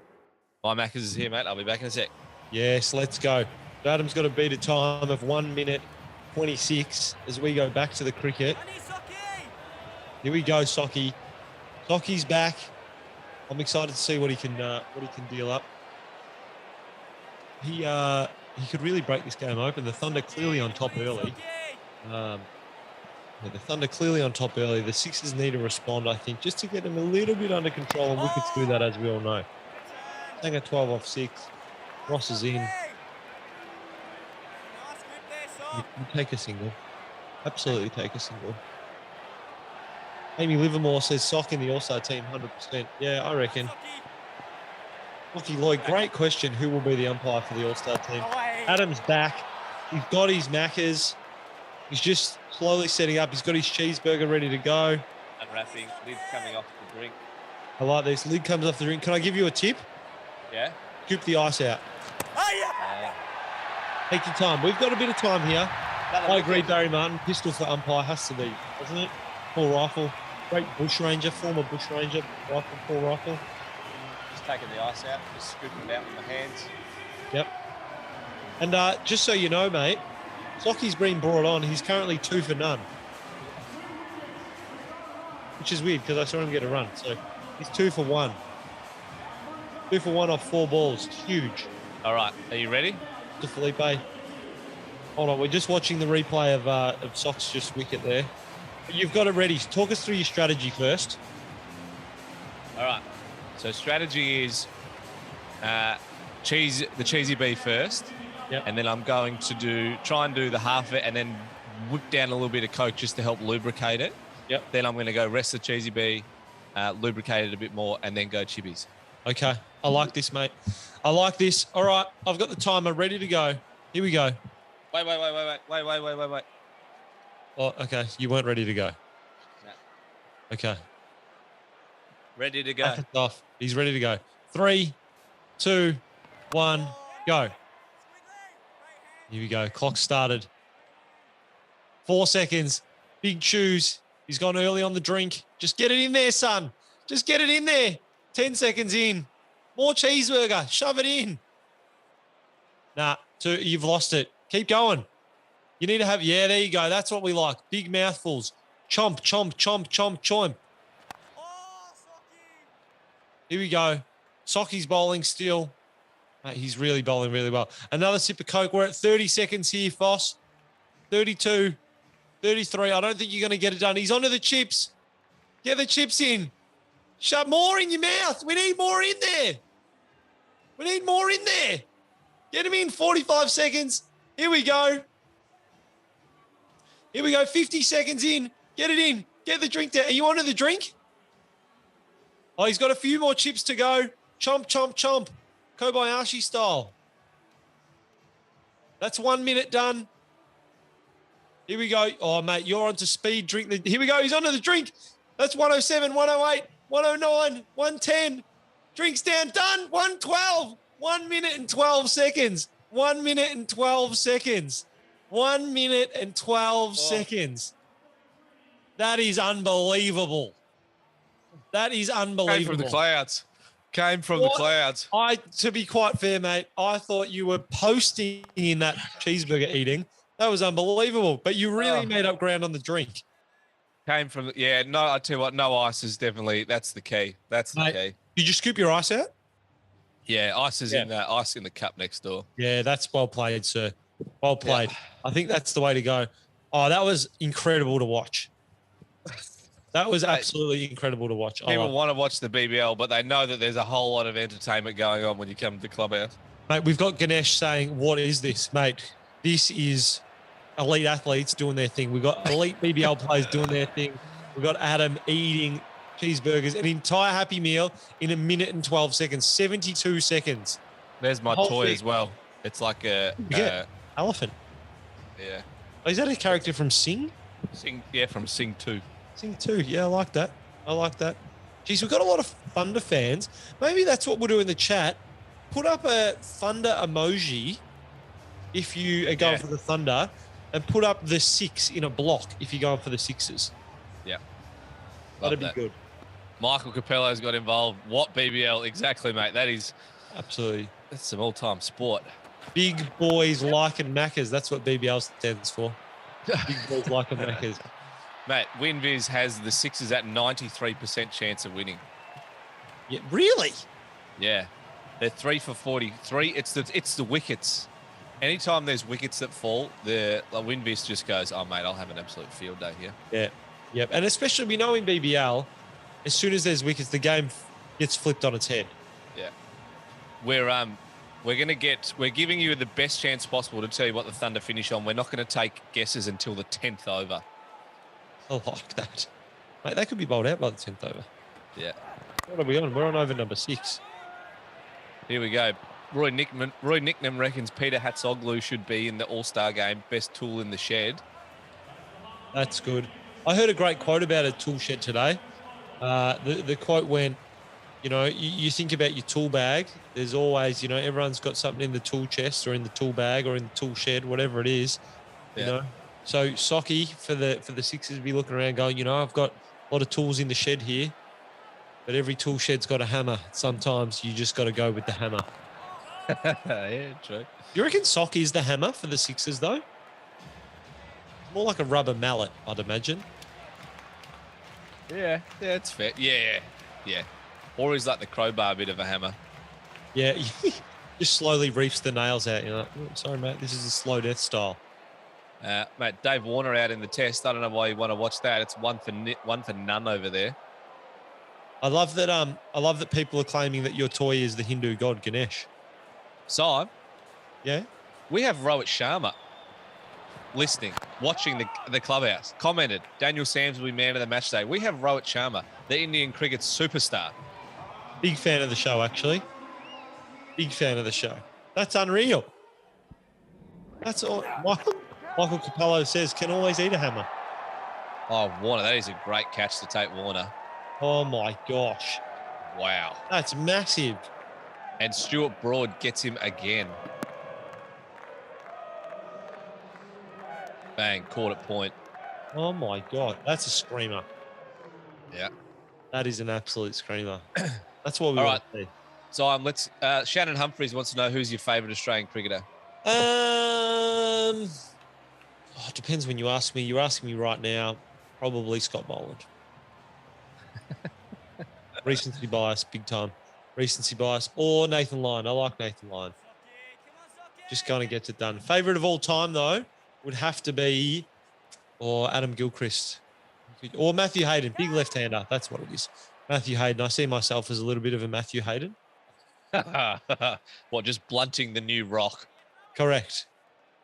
Absolutely turning something that was once round into flat bits. How about you? Who's your favourite player?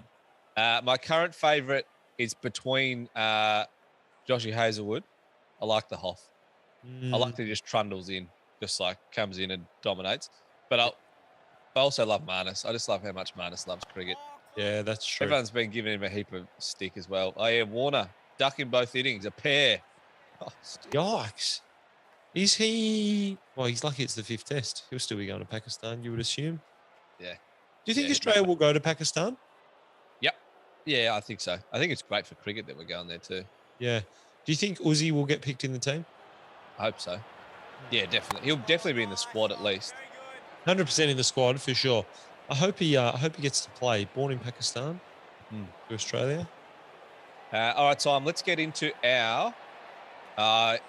Rohit Sharma's trying to tell us that he's not the real Rohit Sharma, that he's Rohit, a soldier. We know what you're playing at, Rohit. We know that you're the real Rohit Sharma. He said before they actually have the same name and the same date of birth. Yeah, we know. All right, let's get into this, the All-Star game, Simon. Who would be playing in the All-Star game? All right. So let's pick two. Let's do a draft. You get to pick one, and then I'll pick one. Yeah, I like that. I'm happy to have the fans play along. I want to get a little bit of advice. We're going to pick them in order. We're going to start with our openers and then go down the list. 3, 4, 5, 6, 7. You get to your keeper. You get to bowlers. You have to have a keeper. People have to be picked in order. Thoughts? Yeah. Right. Fair enough. Let's do rock, paper, scissors to see who picks first. All right. And are we going to do snake draft? So top spot gets pick 1 and pick 2 and 3. All right. Yeah. Here we go. All right. So we're gonna. What are we doing? We're doing 1, 2, 3 and throw, or 1, 2 and that throw. one. 1, 2, 3. 1, 2, 3 throw. Okay. Okay. Ready? 1, 2, 3 throw. Damn it. Winner. Let's go. Number 1. I am going to take opening bat. Man, he's the highest run scorer in the BBL. I'd be foolish not to take him. Mr. Consistency, Josh Philippe. Damn. Yep. That was exactly who I was going to take. Yep. I like that. Damn. I like that. Damn. Fair, though. All right, you're taking... Wait, who are you taking? Josh Philippe? Yeah. Oh, mate, he's not the leading run scorer. Leading run scorer is my first pick, Benny McDermott. Ah, yeah, he was my second pick. He's the yellow hat boy, mate. The yellow hat. Recent change. Yeah. Yeah, that's a good call. That's a good call. You get to pick your second one now, mate. Yeah. Otherwise, then I get second pick. I reckon I might go... I'm going to go Joe Clark from the Stars, because he can also be my keeper as well. Oh, that's a good one. He's been in form too. He's made 50s in the last 4 games. Well, I assume that Felipe is your keeper as well, isn't he? Well, yeah, he would be. Yeah. Yep. That's a great call, mate. Well played. Well played. I'm going to go with my next opener. Who are we going to go? I'm just going to do a little bit of stat searching here. I'm going to go with... you know what? I'm going to mix up the order here. I'm going to go Mitch Marsh. I'm going to start him as an opener. I know he doesn't usually play there, but I'm going to start him as my opener because I want to get him in the team. Yeah. I want to put the pressure on very early. Mitch Marsh is my number 2. Then my number 3 is going to be Glenn Maxwell. Ah, damn. I wanted Maxi. Yep. Got to be Maxi. Damn. Maxi with his big 100 as well. I'll tell you who was stiff to miss out there in the top 2. You might pick him up here. This is Raghav Diaries has said Hales. Yeah, I actually thought about Hale, but I think he would have been the opener, but I quite like having Joey Clark in there because I think that's a bit more important for to knock over my keeper. Yep, okay. Need to get that out of there early. Yep. Coming in at number 3 for me, another Hobart Hurricanes, Matty Wade. Yeah, good get. That's a very good get. Yeah, Matty Wade's been solid for the whole year. Yeah, he's been so good. And would he be your captain? TBC on the skipper. See who else you come out with. So he's not my first choice captain. Perfect. Good to know. Good to know. Coming in at number 4 is going to be, mate, the young fella, Jason Sanger. Really? Yeah, he's the second leading run scorer for the league at the moment in the BBL. Jason Sanger is going to be in my team at batting at my number 4. Okay. I like that. I think that's a good guess. That's a good guess. And he's in here. It's a topical one. I'm going to go topical as well, actually. So I'm up to who? My 4th? Yeah. I'm going to go with another man in the Big Head 11, Moses Enriques. Yeah, you're genuinely picking from my brain at the moment. Mate, I'm in there. I'm going to put him at number 4. I think he's good number 4. Brings a bit of stability. You saw in this innings today, they were going nowhere until he came in, basically. No, that's not true. That's actually very much not true. But there he is. Man's on the screen. Moses Enriques is my number 4. My number 5 is going to be... Who do we reckon we should put YouTube Live? Who should I put as a number 5? My initial instinct is to go for a guaranteed 40 runs, Hilton Cartwright. Yeah. Absolutely guaranteed. Plays a beautiful number 5. The Stars top order hasn't been doing too well, so he's been getting a lot of opportunities. But, no, you know what? I am going to stick with Hilton, the frill neck. I'm going with the frill neck. Yeah, the man whose neck is wider than his head. Yeah, he played really well today. Played really, really well today. So I'm going to put him in at number 5. All right. My number 5 is going to be also the man who is out in the middle at the moment, Daniel Sams. Hits a big ball. Yeah, Daniel Sams is a very good guess. Yeah, Daniel Sams, he's also going to bowl for me too. So I'm just getting, just like another option.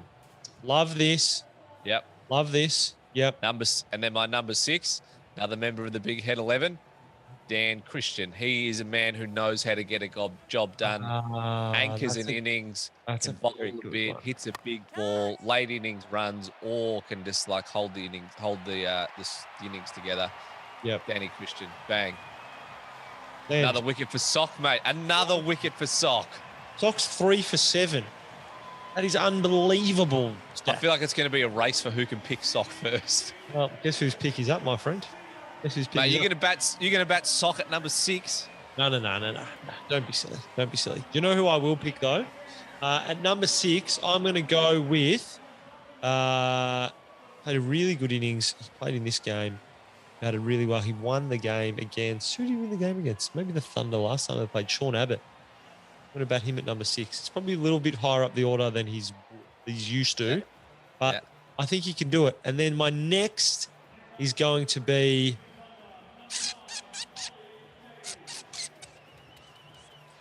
Who am I going to go with next? Let me have a look. Who do you think, guys? Who do we think I should put in at number... What am I up to? 7. Yeah, you're at number 7. I'm gonna. Daniel Sam's just got out, which is a bit annoying for my big head for my 11. But Yeah, that is. Yeah, that is really annoying for you. I'm gonna go with, as I look at my phone here, number 7. We want someone who can bat a little bit. someone like a Ben Cutting. That's a good call. That's a very good call. No, Or is this me trying to put names in your head so you don't steal my picks? You're trying to do that so that I don't steal your picks. Yeah, Sam's, you're getting a lot of action for Sam's on the chat here, mate. I'm gonna go with, you know what? I'm going Rashid Khan. Ah, you picked him. I'm going Rashid Khan at number 7. That's annoying. Yeah, that is annoying. That is annoying. Because he also can hit a big ball. Loves to hit That's a big what ball. I mean, yeah.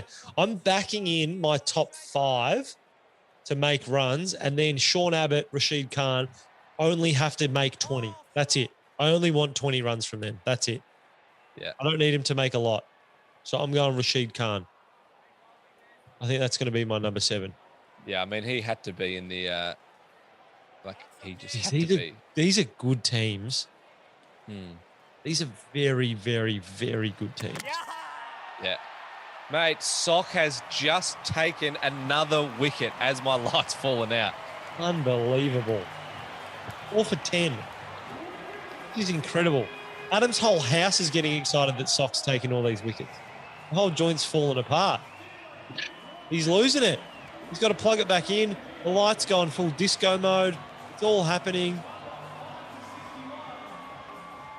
Big stumping. Quick on the gloves from Felipe. Great stumping. Just enough movement, Socky. You're up, mate. You're going to pick your 7 and 8. Number 7 and 8. 7 may be, because I've already got 2 all-rounders. Yep. So I've already got 2 all-rounders. So and then I'm obviously going to have a couple of bowlers late. I reckon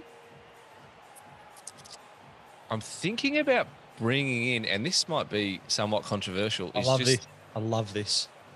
I reckon someone like... I reckon I might go another anchor of the innings, just in case there's a collapse. Okay. I'm going to go John O'Wells from the Strikers. Oh, okay. Had Yeah, a good nice. innings. Good innings. He's in form. Good couple of innings. Good one today. Yep. Against the Stars. Yeah, I reckon John O'Wells might be in there for me. Yeah, So he's my that's fair. 7. Yeah, okay. And then I've still got 8 nights, mate. I've still got a lot of batting to come. Yeah. You got a lot. Yeah, you've gone be early. Yeah. What have I got? I've got 8, 9, 10. Oh, yeah, got my next one. 100%. you I'm got? going to swap. So who did I just pick? They're going to move down. John O'Wells can stay there. Yep. But next one down, Number 8. Ashton Turner from the Scorchers. I like that. Did you get that straight off? Did you get that straight off Annie Rood? You said No. Ashton? But Ashton Right on Turner, there. hits a big ball, bowls some offies if he needs to. Agar's also a good thought. Yeah, Agar's a but very good thought. I'm gonna stick with Ashton Turner. Yeah, that's a good one. That's a very nice one. So I've got to pick 8 and 9 now. Yeah. 8 and 9. We're getting very much into just straight bowler territory. 8's too early for that. Geez, I might. Barry said you're not picking Scorchers players, but Mitch Marsh is in the team. We got the only one who's probably stiff to miss out is Colin Munro. Yep. Yeah. I would say that. I would say All right, that. Simon, how about we'll have a short break and we can have a think about it. It's the mid-innings break, so we'll be back in just a sec, but we'll come back with the rest of our 11. Keep the See you chat soon. going. I want to see that.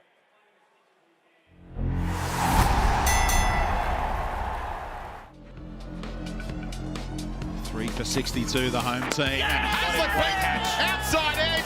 He's on a hat-trick in his farewell game. No, he's not. The team's on a hat-trick. Yeah, it's a team hat-trick, but what a ball. What a ball. The wrong and first up. Team hat-trick for the Strikers. Now he's on a hat-trick. And Rashid Khan is on a hat-trick. Here he comes. Look at him. He's taken one at Big Bash hat-trick against the Sixers. Can he add to it here? Already the team hat-trick for the Strikers. Rashid Khan, and Bartlett sees it off impressively down to long on. Takes him on. Does he get enough on it? No. Long on in the ball game. Weatherald, how casual. And Rashid Khan has another one. No slip, and he's knocked him over. Middle stump. Take a bow. Rashid Khan, he's got forfeit. His best figures in BBL 11. Game number 300 in T20 cricket. Hang on a minute. Majib taking him down. No, he's not. He's picked out the fielder. And Rashid Khan is on a hat-trick for the second time. And he has the fifer. Already his best figures in the Big Bash. It's aerial and it beats short mid-wicket. There's protection out there as well if he'd got some hang time in it. They go through the gate here. Outside edge, well caught. He's got 6 for, and that is the ball game.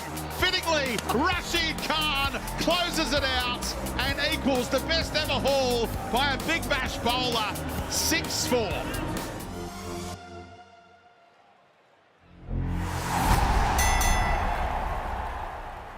Welcome back to the Clubhouse here on Kayo or on YouTube Live, wherever you're watching. If you are on YouTube Live, you can get in the comment section. Make sure you get pretty active in there. We're currently working through our 2 individual All-Star games, but I tell you what, it's a hot Saturday night for wickets. If you're the Stumps, you're having a shocking night tonight. We've got 2 for 5 in the Ashes. We've got 5 for 62 in this game here. And checking this out, Labuschagne out cheaply again. Yep. Mate, ever since Marnus has become the #1 Test batsman in the world, he's been average. Got nowhere near it. Nothing. He's done absolutely nothing. It's You watch soon. The chat will be, everybody's worked him out. He's no good. Yeah, exactly right. Which is, I mean, that's always the flux, isn't it? Because he was a rock star when he came in, and then he was swinging his bat around too much, and then he became a rock star again, and now, maybe it's all gone to his head. So. Another wicket, Ben Dwarshis, bang, out. My boy, Fraser McAndrew, or Nathan McAndrew. I'm sure his parents call him Nathan. I call him Fraser. Chops one back on. Thunder, 6 for 65. Not good. That's not good. Even if you know nothing about cricket, you know that's not good. The number on the left needs to be low. No, the number at the left needs to be low, and the one at the top needs to be high. Checking out the worm on the live screen as it comes through. The Thunder were in prime spot. They were in prime spot. Sock came on in over number 6, took 2 for 2, and that was it. That spun the game. That spun the game in the Sixers' favour. Which brings me to my point, or my next task, which is to choose my number 8 in my All-Star team. Gee, Sock can't bat at all, but I want to get him. So I'm going to pick him at 8. I just want him in my team. He's got a bat at 8. He's got a bat at 8, I guess. That's fine. I'm happy to put him at 8, and I'll put someone behind him. The thing is that your batting lineup is so strong that the chances of all of those guys failing and getting to Sock at 8 that's pretty good. Yeah, absolutely. And then I've got Sean Abbott, Rashid Khan, and Sock to bowl. Yeah. But you've still got three batsmen to pick, or 3 players to pick. 3 players to pick. I know. Mate, I know. This is hard stuff. This is very hard stuff. And the way Dwarshis is bowling, geez, he might get a run in. If he keeps bowling like this, by the end of this segment, he could be in my team. Who have you got, mate? Or is it up to me again? Am I 8 and 9? Yeah, you're 8 and 9, and then I'm 9 and 10. Okay. Then I've got to do 10 and 11. Okay. I am going to go number 9. You know what? There was a bit of call for it in the chat. I'm a man of the people. Number 9, Peter Siddle. I'm getting some experience in my team. I want a man who can work the ball left and right. He rolls the arm over. He's fast, slow, doesn't know whatever he's doing. Experienced campaigner, Moses Henriques, him, Henriques, Sock, Maxwell. Like this is an experienced team. Yeah, that's a good call. He's the equal leading wicket taker in the BBL too, along with Rashid Khan, who's also in your team. Correct. Yeah. So shame why the strikers haven't gone better. Yep. With 2 of the equal wicket takers in the same team, that's a wicket bonanza, but they're just not scoring any runs. So my pick at my number 9 is I'm going AJ Ty. Wow, that's a good pick. From the Scorchers. He's got about 40 different balls. He's taken 19 wickets so far in the season. Yep. So he's only one behind Khan and Siddle. So AJ Ty's in my team. He also bats with black gloves, which is like fresh as. And then my number 11, and I know you were after this bloke, Zamps, Adam Zampa, bang, straight in the team. Good one. Yep. Yeah, that's a very good one. He's your number 10. Yeah, he's batting 10. Yeah, well played, mate. Very well played. I'm actually a bit jealous of that, to be quite fair. Yeah. All right. I'm up to my number 10 and 11. My last two picks. What do I need? I need speed. I need just like outright speed. Like Harris Ralph speed? Yeah, I do. But then I don't want my team to be 2 stars heavy because I'm clearly biased towards the stars. But Harris Ralph is a gun and he's so fast. Yeah, he's fast. Get in the comments, guys, and then tell me who I should pick. I need some speed in my team. I need some speed. You've already got Dan Christian, don't you? Yep, he's in my team. Yeah, okay. I don't know. I'm just scrolling through some stuff here. Come on, mate. Be quick. No. I mean, you type in fastest bowler in the BBL and it comes up with Sean Tate. Mate, you can pick the wild thing if you want. You know what? I'm going to go with Amy Livermore. I'm going to go Tom Rogers. Tommy Rogers from the Canes. Yeah, I think I'm going to go Tommy Rogers. Yep, he's going to be my number 10. And then my number 11. You know what? I'm going back to the comments. I'm just a man of the people. Jason Behrendorf. You're going the big fella from the Scorchers. So we've gone from having like not many Scorchers, also just dropped, not many Scorchers players to like 6 in the team. Yeah, they came in late. They came in very late. I think that's a nice split. I've got heavy batting to 5. Then Abbott can bat a little bit. Rashid Khan can bat a little bit. But that's all I need. I only need 15 to 20 runs from them. I need 40 from Hilton, 40 from the rest. And that'll get me. I think that'll get me through. Who have you got, mate? You've got 1 pick to go. Yeah, I need some spin. Yeah, I know I've already got Zamps, but I need another spinner. So I reckon I'm going to go his spin twin from the Stars. I'm going to go Case Ahmed. Oh, that's a good duo. Yeah, I like a couple of leggies. None of these like offies that are just firing them in. Although I know Maxi cannot fire some in for you, but mate, anyone can bowl offies. Not anyone can bowl leggies. So that's why I'm going the spin twin Zamps and Case. That's a good play. That's a fair play. Do you Yeah, interesting. Okay, Ashton Agar didn't want to put him in. No, actually, my thought was maybe him, but I thought he's too good a batsman to put at 11. Yeah, waste. You reckon? Yeah. Waste. Oh my gosh, Sanger just playing with absolute fire, hitting the ball backwards at the stumps. Hey, we've got a DRS in progress at Hobart. Kawaja is... might be in strife. Yeah, this was his chance too. So a caught behind DRS too, which is quite rare. Yeah, he's saying he didn't hear about that. Saying he didn't hit it. He's saying he didn't hit it. This is Broad. Yeah. Oh no, Wokes to Kawaja. Lockie Lloyd's also going to keep us updated. All right, guys, it's the 11th. We're almost at the 12th over. Now's your chance. Get your tips in for what the Thunder finish on. Chance to win a Kayo subscription for a whole year for free. And we've waited till the 12th over for this one. So surely someone's going to get it. And they're 6 for 74. So they could be out. What are you going to say? I'm going to say 136.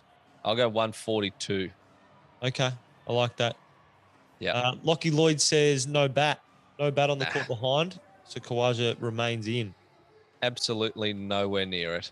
Yeah. Fresh air. Huge catch on the replay there.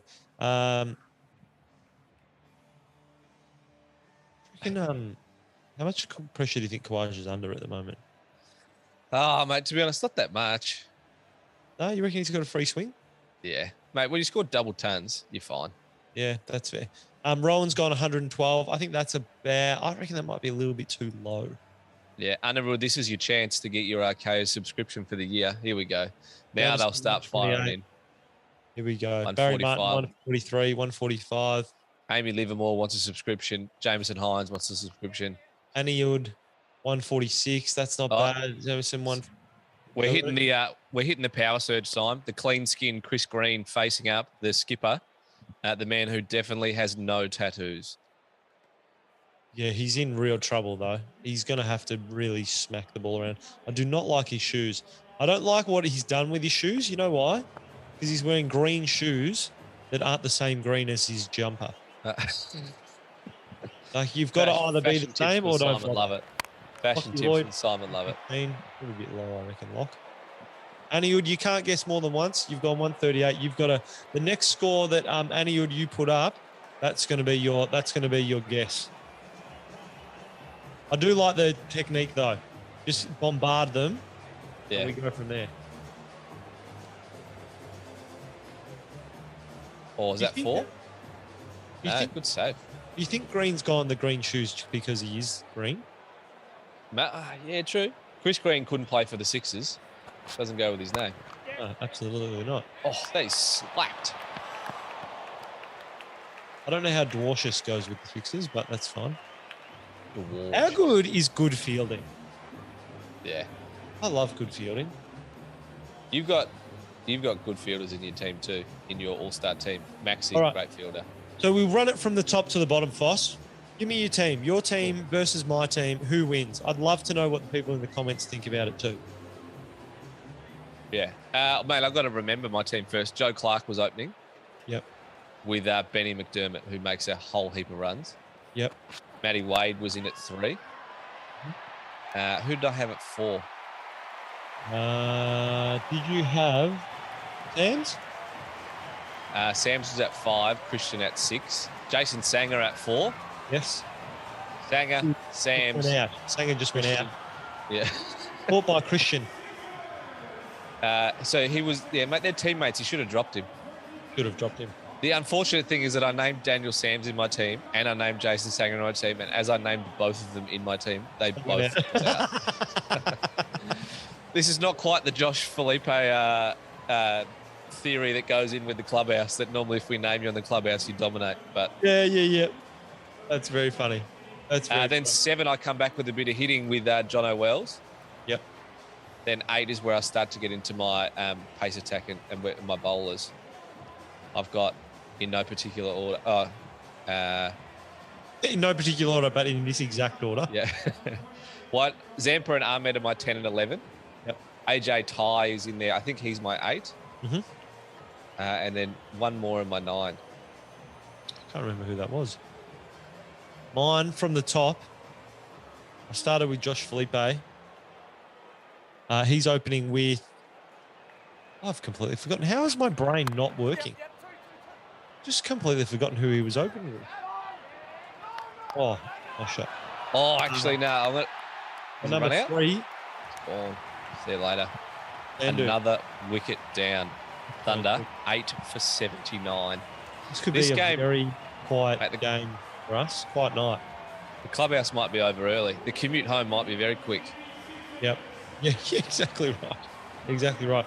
So my team was Felipe opens. Felipe opens with... I don't even remember. Mitch Marsh? Yeah, it was Mitch Marsh. Yes. Felipe opens with Mitch Marsh, into Maxwell, into Enriques, into Hilton Cartwright. Yeah. And then I've got 5 really strong batters. Then I go Sean Abbott.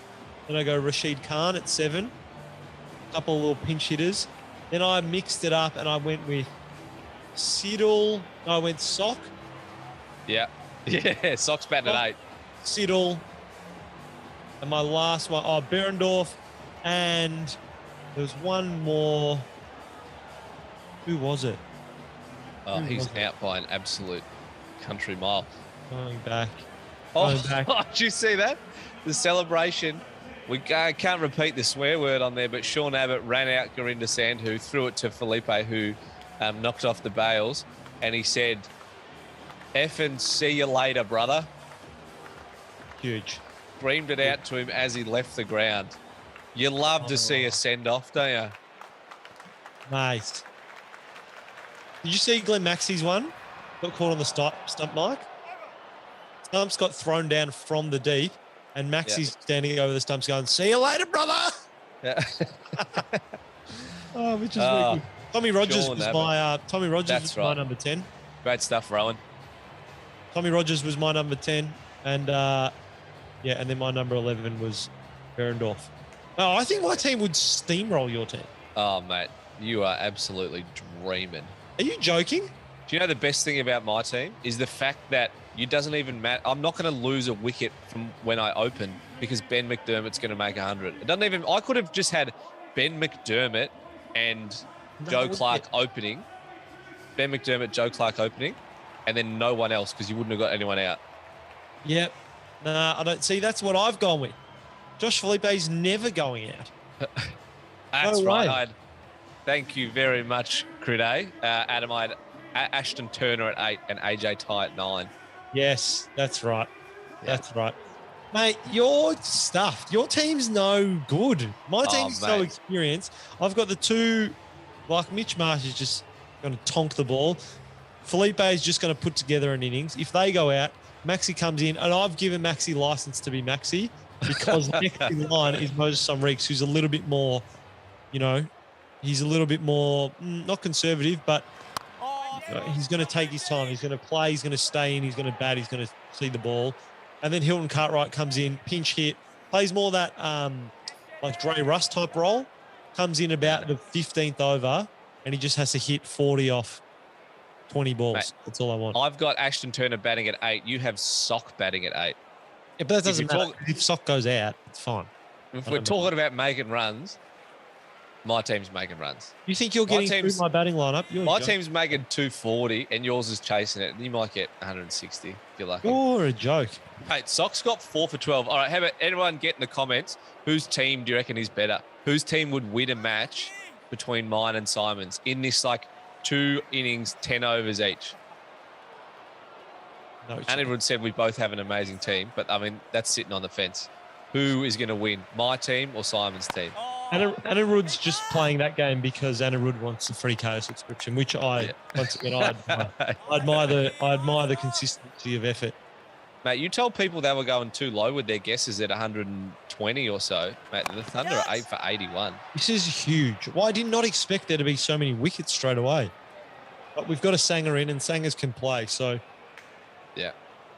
Lockie Lloyd, Adam, Raju, Adam, Rowan, Simon. Thank you, Rowan. Appreciate you, mate. If Roy Nickman's out there, I'd love to hear what he has to say. Bang. Tanveer Sanger. I kind of wish I had Tanveer Sanger instead of Case Ahmed. Interesting. Who's your 12th man? Maybe I'll take Tanveer. I'll pick myself. I'll be sick. Yeah, true. I thought you were the coach. Yeah, true. Who's your skipper then? Who's your skipper? Sock. I think I'll go with Sock. Sock's your skipper. Interesting. Yeah. Who's your skipper? Maybe Dan Christian. Yeah, good one. Experience. Old head. I like that. Moses. I could have Moses as my captain actually also. I'll tell you who I should have picked as my opener. Aaron Finch. Yeah, but you've got Mitch Marsh, so... True. Blue Chicken MC, Adam, mate, I told you, my team's heaps better. I can't believe that you think Barry your Martin team says would win. Simons. I actually can't believe you think your team would win. My team would definitely win. Are you joking? No way. You've got you just read out the comments that you want to see. It's completely absurd. This is an absolute joke. Let's go, Socky. Socky's going to roll him. Sock's last over. Thunder will be absolutely thanking the gods that that he's all finished. Huge by Socky. What's the score? 8 for 87, 13 and a half overs. I mean, they're not winning. I think that's pretty safe to say. This is just ugly now. But you get to see, mate. There's nothing better in cricket than seeing people seeing tailenders throw the bat. Yeah, that's true. But are they going to just try to earn a contract for next year? Nah, Just throw the stay bat. in, bump the average. Or Barry Martin reckons I should have Mitch Marsh as my captain. Ah, yes, not bad. I think I need a level head. Mate, Raju's going bonkers for Adam's team. Big fan. Yeah, Raju's all about it. Big fan. Hey, live ladder. The Thunder currently on top, but if they lose this game, which they're likely to do, they will be overtaken. Yes. Which is massive. Yeah. The finals just around the corner. Bash boost point is definitely going to the Sixers tonight. Yeah, absolutely. Look at Anirudh, mate. He's been best on so far. I have to say, 52% Adam, 48% Simon. I'll take that as a win. Yep. Oh, I like that from Despacito Milan. Sean Abbott to come in and take 2 fast wickets. I love that as a move. Love that as a move. Got very good control. Vivek reckons that Simon's team is going to win. All of those Adam hitters are going to crumble to Rashid. Love that from you, Varric. Love that, mate. Love that. It's actually my concern is that with your team that you've got Sock bowling one end and Rashid Khan bowling at the other end. And so those 8 overs are going for like 10. Yeah, correct. Correct. Oh, there's just no speed coming and they just lock you down. And like the worst case scenario is that you score 20 runs off those 8 overs. That's worst case scenario. Best case scenario is they go full Rashid Khan and take bulk wickets, or full Sock and take bulk wickets. It's funny how Rashid Khan has come from like everyone just sort of gives up on his 4 overs. They're like, oh yeah, these are going for for 7. Yeah, absolutely. Whatever. Doesn't matter. Whatever. Hey, Lockie Lloyd wants to know when we're doing another Clubhouse. Wednesday, mate. Question. We're back on Wednesday. Yep. Back on Wednesday for an Arvo game, 1:30 start, which is the last one for the season, last Clubhouse for the season on Wednesday. It's been a very, very fun, Sanger throwing the absolute willow. It's been a really fun time. I've loved doing the Clubhouse. It's been really, really fun. I'll tell you what's going to be interesting when Hasnain comes in, which might be very soon if the wicket falls here. Well, because remember he threw the ball at Moses Enriques, who was not happy and gave him a serve. Moses, who's the captain of the Sixers, is surely bringing in his fastest bowler to bowl some chin music. Absolutely. Absolutely. Hey, I do like this from, where did that comment just go? From Anirudh. Adam would win, but it's because Adam's players are great players of spin, which is true. You've almost got you've got a great lineup for the team that I have. Yep. Played the man. Well played. Yep. Played the man. Amy Livermore's in for the Clubhouse on Wednesday. Like we said, Arvo start 1:30, really lovely time. You can have it on while you're at work. Love that. Love that. Rather than listening to the commentary, just have us in your ear. Little YouTube window up. Love that. Love that at work. Cheeky work. What do you think about Trevor Bayliss, the coach of the Thunder? What do you think about his the wide brim that he gets around in? Yeah, I like it. I like it a lot. You know, he has it to get rid of the glare at night time. Do you know what I reckon was all-time pro move? The other day in the Melbourne derby at Marvel Stadium, Glenn Maxwell, your man at number 3 in your team, batted without a helmet or a hat. Sick.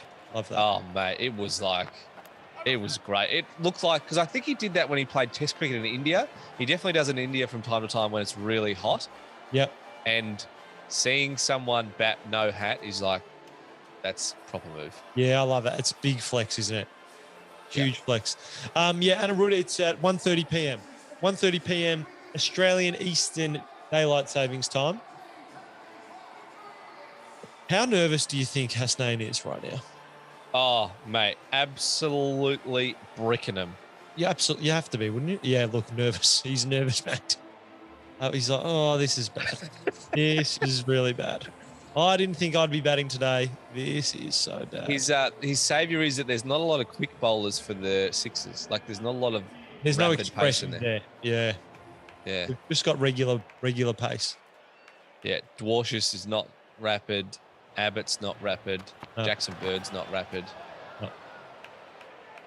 Oh, I want to see a wicket. Wednesday's game is the Heat and the Sixers. Good game, and that'll be for the Sixers to really lock down that second spot too before finals. So kickoff's actually at 1:05. 1:05. It's going to be a beautiful time. Just like have your lunch, put the Clubhouse on. Yeah, that's nice actually. We're back in the studio. We are. We've got guests lined up. We've got some good guests too. We're trying to get some real. I won't say them because that'll put the moz on them, but we're trying very hard to get some very good guests. It's going to be great. It's going to be really, really good. We really need a wicket because I feel like everyone here at the Clubhouse is just hanging around to see Hasnain get bounced. Yeah. Not the last over the match. We're at over number 15. But we're just talking like the game's over because 8 for 91. There you go. The Heat versus the Scorchers, Wednesday, January 19, 1:25 p.m. Join us. Join us for the game. And do you know what is going to happen, Simon? Because it's a Sixers game, obviously Josh Felipe is going to make a heap of runs. Scorchers game. Heat Scorchers. No. Sixers Heat. I think if you look at that promo, it said Heat Scorchers, didn't it? Let's put the promo up again. Listen, you can always tell when a promo's coming because you hear the music. The music's really good. Oh, Despacito's calling wicket over. Here we go. See, the promo's coming up now. Yeah, nice. Nice little bass guitar. I like that. Oh, right up in the block. Heat Scorchers. You right? Yeah. That's great. You know who's definitely going to be joining us, Simon? Roy Nicknam. Roy Nicknam will be on. Here we go. Anirudh's got involved. I've done some research when I said Adam's team was good at spin. That was true, but Simon's team were really good at pace. It would be super entertaining if you guys customed the teams, Simon versus Adam. Mate, I would love to see that match. I think that's genuine All-Star Weekend stuff. Yeah. I reckon that we could make that happen. We definitely cannot make that happen, but I'd like to see it. If you can put it together that will beat that team, I'd love to hear about it. Yeah, mate. Our good friends at Macca's will sponsor it for sure. Yep. Massive hit from Green too.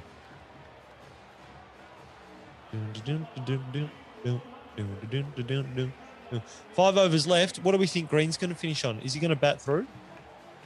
No, he'll get out. 28 from 18. He's swinging at the moment. Yeah, he's going to have to just go for it, isn't he? Yeah. Well, they need to make 98 in 25 balls. That's a lot of runs in not many balls. Lockie Lloyd. Mate, he's a bloody legend, Roy Nicknam. Absolutely. He's two-time best on ground. Two-time best on ground for the Clubhouse. I think, look, I'm going to go the early crow. Anirudh is putting in absolute massive efforts for BOG for tonight. And I think Lockie Lloyd, very stiff, honourable mention. But Anirudh just, has been doing absolute work. Which bat sponsor do you reckon you'd have if you were a cricketer? I'd go T&F. Just because I know the guy who started it. So. Do you know who the most famous T&F batter is? No. Ashton Agar. When he got his century?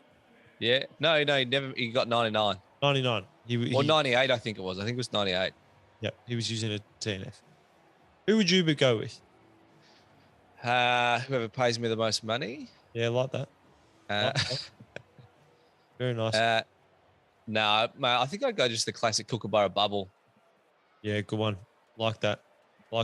Hey, I want to see from Dinesh Singh. I want to see Dinesh's full lineup. Just get it in there, Dinesh. Lockie, I want to see your... Lockie's gone for the New Balance Spono. I like that too. I'd love to see Lockie's top 11. Yeah. Or maybe we do... Maybe we have a 3-team tournament, a tri-series. Adam's team versus my team versus a team of the commenters. They can just, whoever gets their team in quick, as in it's not the whole team, you just punch in some players that you want in there. I think that would be good. Except, granted, I actually stole about 6 of your players when I asked before. So, sorry about that, everyone.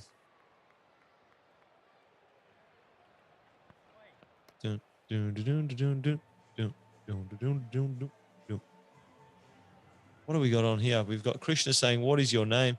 What is your name?" My name is Simon. The other guy is Adam. Together we make a formidable duo, Adam and Simon. We host the Rundown, the Summer Rundown, which is a cricket recap podcast and vodcast, which you can watch on Kayo. You can download it on Spotify as well. We got another podcast called The Adam and Simon Show, which you can get on wherever you get your podcasts. And then we do this. We're on a TV show called Gogglebox, which is pretty exciting. And Dermot, you want Dermot in the team? You want show the live match? Not sure who they play for. I don't know who that is. Anyway, please show the match, not your comedy. Well, look, at least you said I had comedy.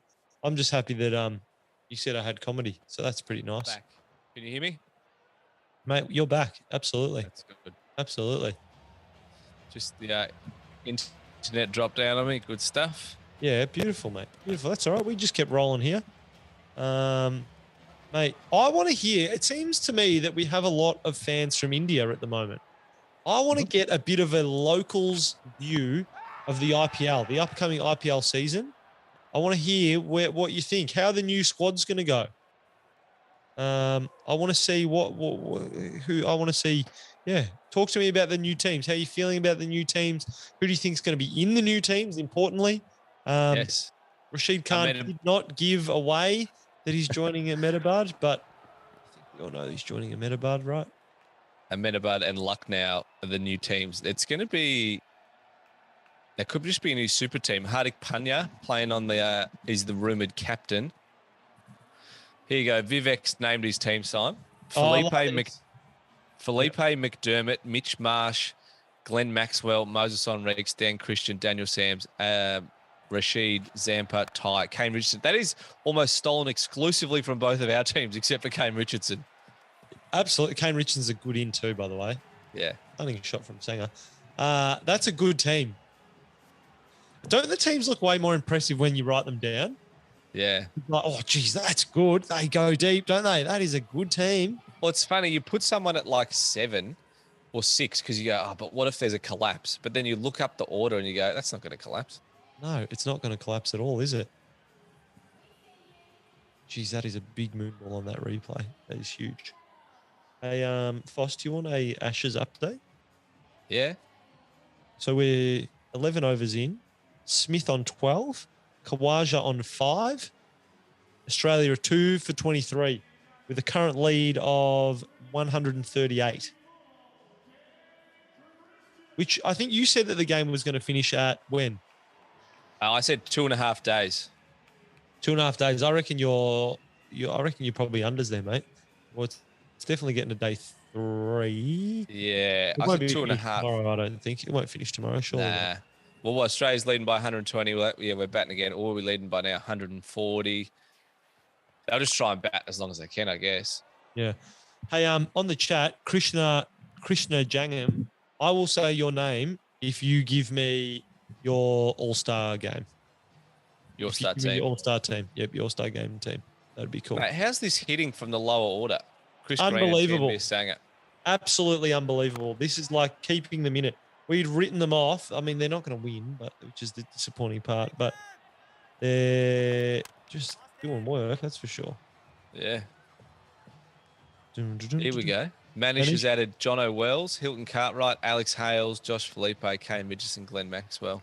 Yeah, all worthy entrants, aren't they? It's pretty clear, I think, who's been great this season in the BBL that will be playing. Yeah. That would be playing in an all-star game. Yep, I agree. Do you think Glenn Maxwell, this is a bit of real talk here. My mate, good friend of the show, Glenn Maxwell. Oh, God, not friends. Do you think, I mean, he scored 100, so he's in the team. There you go, done. Yeah. I just had that whole discussion in my head. That's what it looks like to have a discussion in your head. It was like, should he? Yeah, look, he's in the team. He's in the team. I think he's. Do you want to get your photo out of Glenn Maxwell and ask whether people actually think you look like friends? Oh, again. We've already established this. People think that I'm mates. There's actually there's another post of it too. There's a massive post. I'll put it on Who here. do you reckon? Okay, out of the Thunder and the Sixers teams, who are you most likely to be friends with? Ooh, Thunder. I think the Sixers. No. Which players in the team? Which players? Because you reckon you're friends with Glenn Maxwell. Dwarcius. I'd be mates with Dwarcius. We run a little same facial hair setup sometimes. Nice little short stash. Yep. I'd go with him. Maybe Sean Abbott. Probably young for me. Probably Dan Christians because I'm an old dude and so is he. That works. Another big six. That's good to see. Yeah, Mate, Dan Christian's Silver Fox is fresh. 4 bars. All about it. Yep. 4 bars on the game there. The Thunder are 8 for 111. So for the people that guessed plus 100, 120, what did I say? About 140? I reckon they're on. I think I said 142. I said 135. 135. I said 135. Yep. I think that's, mate, 135's on. Yeah. It could also still be about 120. Yep. And guys, when the show does finish, because what generally happens when the game finishes, we'll wrap up and we'll go. But if you scroll back through the comments, take a screenshot of your comment guessing the score, and then inbox the Kayo Sport Instagram, and they'll organise your Kayo subscription. Oh, the run out was good to see. Run out's always good to see. Yeah, the Thunder were killing it early, but then the game changed. He's a full-blown game changer, Socky. He is. We got asked before in there, Simon, who's your favourite IPL team? I like the Knight Riders. Just because Kolkata Knight Riders. That's a cool name. Just because they got a cool name and they got a cool uniform. So that was my team early on in the piece. Swing and a miss from Sanger. That was my team early on in the piece. How about you, mate? Who do you go for? I don't mind the Sunrisers. Yep. But I like the Indians, but the Mumbai Indians, but they've won a little bit too much for me to try and jump on the bandwagon at the moment. It's a big bandwagon because I love that they really stuck it to the Kings 11 Punjab and made themselves the Super Kings. Who put in their paperwork first? I would love to know. Yeah. Who put in their paperwork? So when the Super Kings put their name in, did they think, someone will be called the Kings, so let's just be called the Super Kings? Just put them in. I don't know. I think that's what I'd really like to know. Who? If anyone knows that in the chat, actually, if we do have any viewers from India, I'd love to know. Firstly, I want to know your teams, but then secondly, I want to know who put in their name first. If anyone knows the answer to that, because I want to know: did the Super Kings come out second, or imagine if like the new Ahmedabad team is Ahmedabad Super Duper Kings. No, they're the Mega Kings. Mega Kings, love that. Ultimate Kings. Ultimate Kings. Mate, the IPL franchises are worth a bit like $1 billion. Yeah, massive. The IPL is a huge industry. Yeah. Brandon McCullum, 158 innings in IPL. Yeah, huge. But I mean, they have the same value as an NBA team, which is around they play for 6 months of the year. The IPL is a much shorter season. It's probably about 8 weeks or so. Yeah, 8 weeks. And the teams are worth as much for like doing a third of the tournament length, which is amazing. It's pretty impressive, but it just goes to the viewership, especially Indian cricket. How many billion? 1.7, 1.6 billion? Yeah. That's a lot of advertising. Chennai Super Kings is a team. Yeah. Royal Challengers Bangalore's. Yeah, look, there's a lot of Knight Riders fans. Yeah. Oh, mate, Green just pops one over the top, 42. See, look, to my point early on in the piece, I did say you need 2 batters to fire. Otherwise, you're no chance. The Sixers had 3 batters fire. They're going to win. Green's fired. That's about it. What do you think in the BBL? What's a good score, Foss? What do you say? Like, obviously, 100 is a good score, but what's your lower limit?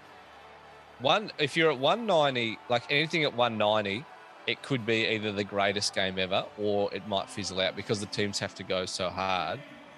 If you're at I think 170 is like a great game of cricket to watch. Yeah.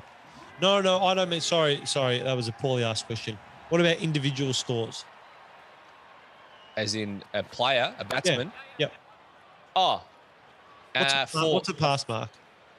30 is a pass mark. You reckon? Yeah. Interesting.